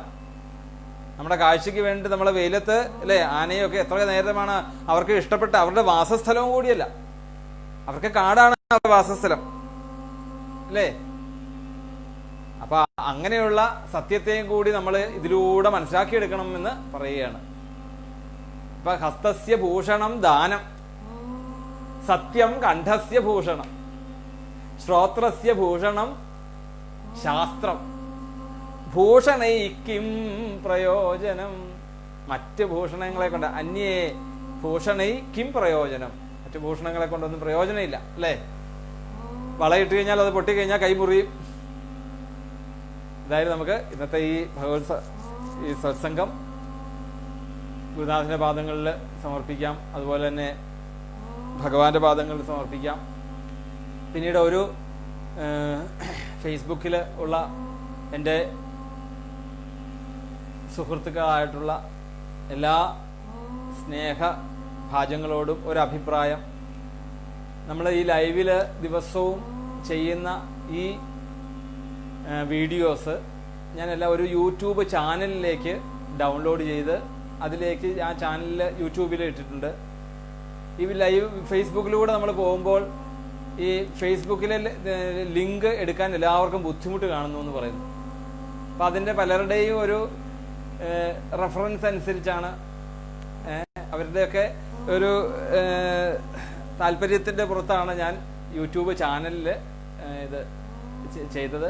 അപ്പോൾ ആ യൂട്യൂബ് ചാനലിൽ എനിക്ക് ലൈവ് ചെയ്യാൻ പറ്റുന്നില്ല. ഇപ്പം അത് ലൈവ് ചെയ്യണമെങ്കിൽ 1000 സബ്സ്ക്രൈബേഴ്സ് വേണമെന്നാണ് പറയുക. അതുകൊണ്ട് ഈ ഫേസ്ബുക്ക് കൂട്ടായ്മയിൽ എൻ്റെ സുഹൃത്തുക്കളായിട്ടുള്ള എല്ലാവരും ആ ഇതൊന്ന് യൂട്യൂബ് ചാനലൊന്ന് സബ്സ്ക്രൈബ് ചെയ്യാൻ മടിക്കരുത്. ഞാൻ എൻ്റെ ഫേസ്ബുക്കിൽ ഞാനൊരു പോസ്റ്റായിട്ട് തന്നെ ഇട്ടോളാം. അപ്പോൾ ആ പോസ്റ്റ് കാണുമ്പോൾ തീർച്ചയായിട്ടും നല്ലവരായിട്ടുള്ള എൻ്റെ ഈ ഫേസ്ബുക്ക് കൂട്ടായ്മയുടെ അല്ലെങ്കിൽ ഫേസ്ബുക്കിലെ ബന്ധുജനങ്ങൾ അതിനുവേണ്ടി സഹായിച്ചാൽ എല്ലാവർക്കും ഒരു പ്രയോജനമാകും. വേറെ ഒരു ദുരുദ്ദേശവും ഇല്ല ശരിക്കും. കാരണം എന്താണെന്ന് വെച്ച് കഴിഞ്ഞാൽ ഈ ഭാഗവത തത്വങ്ങളെ ജനങ്ങളിലേക്ക് എത്തുവാൻ കൂടുതൽ പ്രയോജനകരമാകുന്ന രീതിയിൽ വേണം, അല്ലേ? പലരും ഇന്നും ഇപ്പോൾ ഇതാ ഇനി ഓണത്തിൻ്റെ പാച്ചിൽ ഇപ്പോഴും കഴിഞ്ഞിട്ടില്ല എന്ന് തോന്നുന്നു. ഇന്നും ആൾ തീരെ കുറവുണ്ട്. അപ്പം അത് യൂട്യൂബിലാവുമ്പോൾ അത് വീണ്ടും എടുക്കാനുള്ള ഒരു സാഹചര്യമുണ്ട്. അതുകൊണ്ട് തീർച്ചയായിട്ടും അതിനും എല്ലാവരും ഒന്ന് സബ്സ്ക്രൈബ് ചെയ്യുക. ഞാൻ എൻ്റെ ഇതിൽ തന്നെ പ്രൊഫൈലിൽ തന്നെ ഞാനൊരു പോസ്റ്റായിട്ട് തന്നെ ഇടാം. അപ്പം ഇത് തൽക്കാലം ഈ പ്രഭാഷണം കേട്ടിട്ടുള്ളവരെങ്കിലും തീർച്ചയായിട്ടും അത് സബ്സ്ക്രൈബ് ചെയ്യാൻ മടിക്കരുത് എന്ന് വിനീതമായിട്ട് അപേക്ഷിക്കുന്നു. അപ്പോൾ ഇന്നത്തെ സത്സംഗം ഭഗവാന്റെ പാദങ്ങളിൽ സമർപ്പിക്കാം. അതുപോലെ തന്നെ നമ്മൾ, അല്ലേ, തുടക്കവും ഒടുക്കവും നമ്മളുടെ ജീവിതത്തിൽ ഈ നമ്മൾ കേട്ടതായിട്ടുള്ള എല്ലാ തത്വവിചാരങ്ങളും നമ്മുടെ ജീവിതത്തിൽ നമുക്ക് പകർത്താൻ സാധിക്കണം, നിയമങ്ങളൊക്കെ പകർത്താൻ സാധിക്കണം, വേണ്ടേ? അപ്പം അതിനായിട്ട് ആ ഭാഗവത ഗ്രന്ഥത്തിൻ്റെ ദിവ്യനാമം നമുക്ക് 3 ജപിച്ചുകൊണ്ട് പാദങ്ങൾ ഇന്നത്തെ ഈ സത്സംഗം ഇവിടെ അവസാനിപ്പിക്കാം. അപ്പം എല്ലാ ഭഗവത് സ്വരൂപന്മാർക്കും സ്വരൂപിണികളുടെ പാദങ്ങളിലും ഗുരുനാഥൻ്റെ പാദങ്ങളിലും ഭഗവാന്റെ പാദങ്ങളിലും ഇന്നത്തെ ഈ സത്സംഗം സമർപ്പിക്കുന്നു. സത്യം പരം ധീമഹി, സത്യം പരം ധീമഹി, സത്യം പരം ധീമഹി. ഗോവിന്ദനാമ സങ്കീർത്തനം ഗോവിന്ദ ഗോവിന്ദ. പൂർണ്ണമതഃ പൂർണ്ണമിദം പൂർണ്ണാത് പൂർണ്ണമുദച്യത്തെ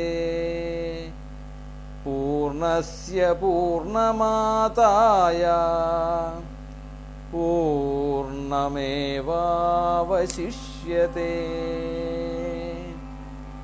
സ്വസ്തി പ്രജാഭ്യഃ പരിപാലയന്താം ന്യായേന മാർഗേണ മഹിം മഹീശാഃ. ഗോബ്രാഹ്മണേഭ്യഃ ശുഭമസ്തു നിത്യം.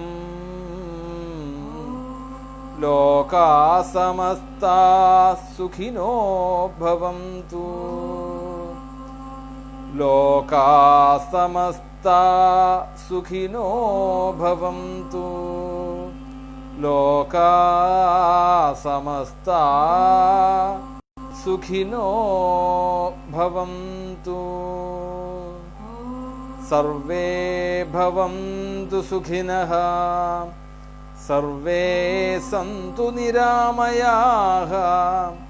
സർവേ ഭദ്രാണി പശ്യന്തു. മാ കശ്ചിൽ ദുഃഖഭാഗ് ഭവേത്. കായേന വാചാ മനസേന്ദ്രിയൈർവാ ബുദ്ധ്യാത്മനാ വാ പ്രകൃതേ സ്വഭാവാൽ കരോമി യദ്യൽ സകലം പരസ്മൈ നാരായണായേതി സമർപ്പയാമി. ഗോവിന്ദനാമസങ്കീർത്തനം. ഗോവിന്ദ ഗോവിന്ദ.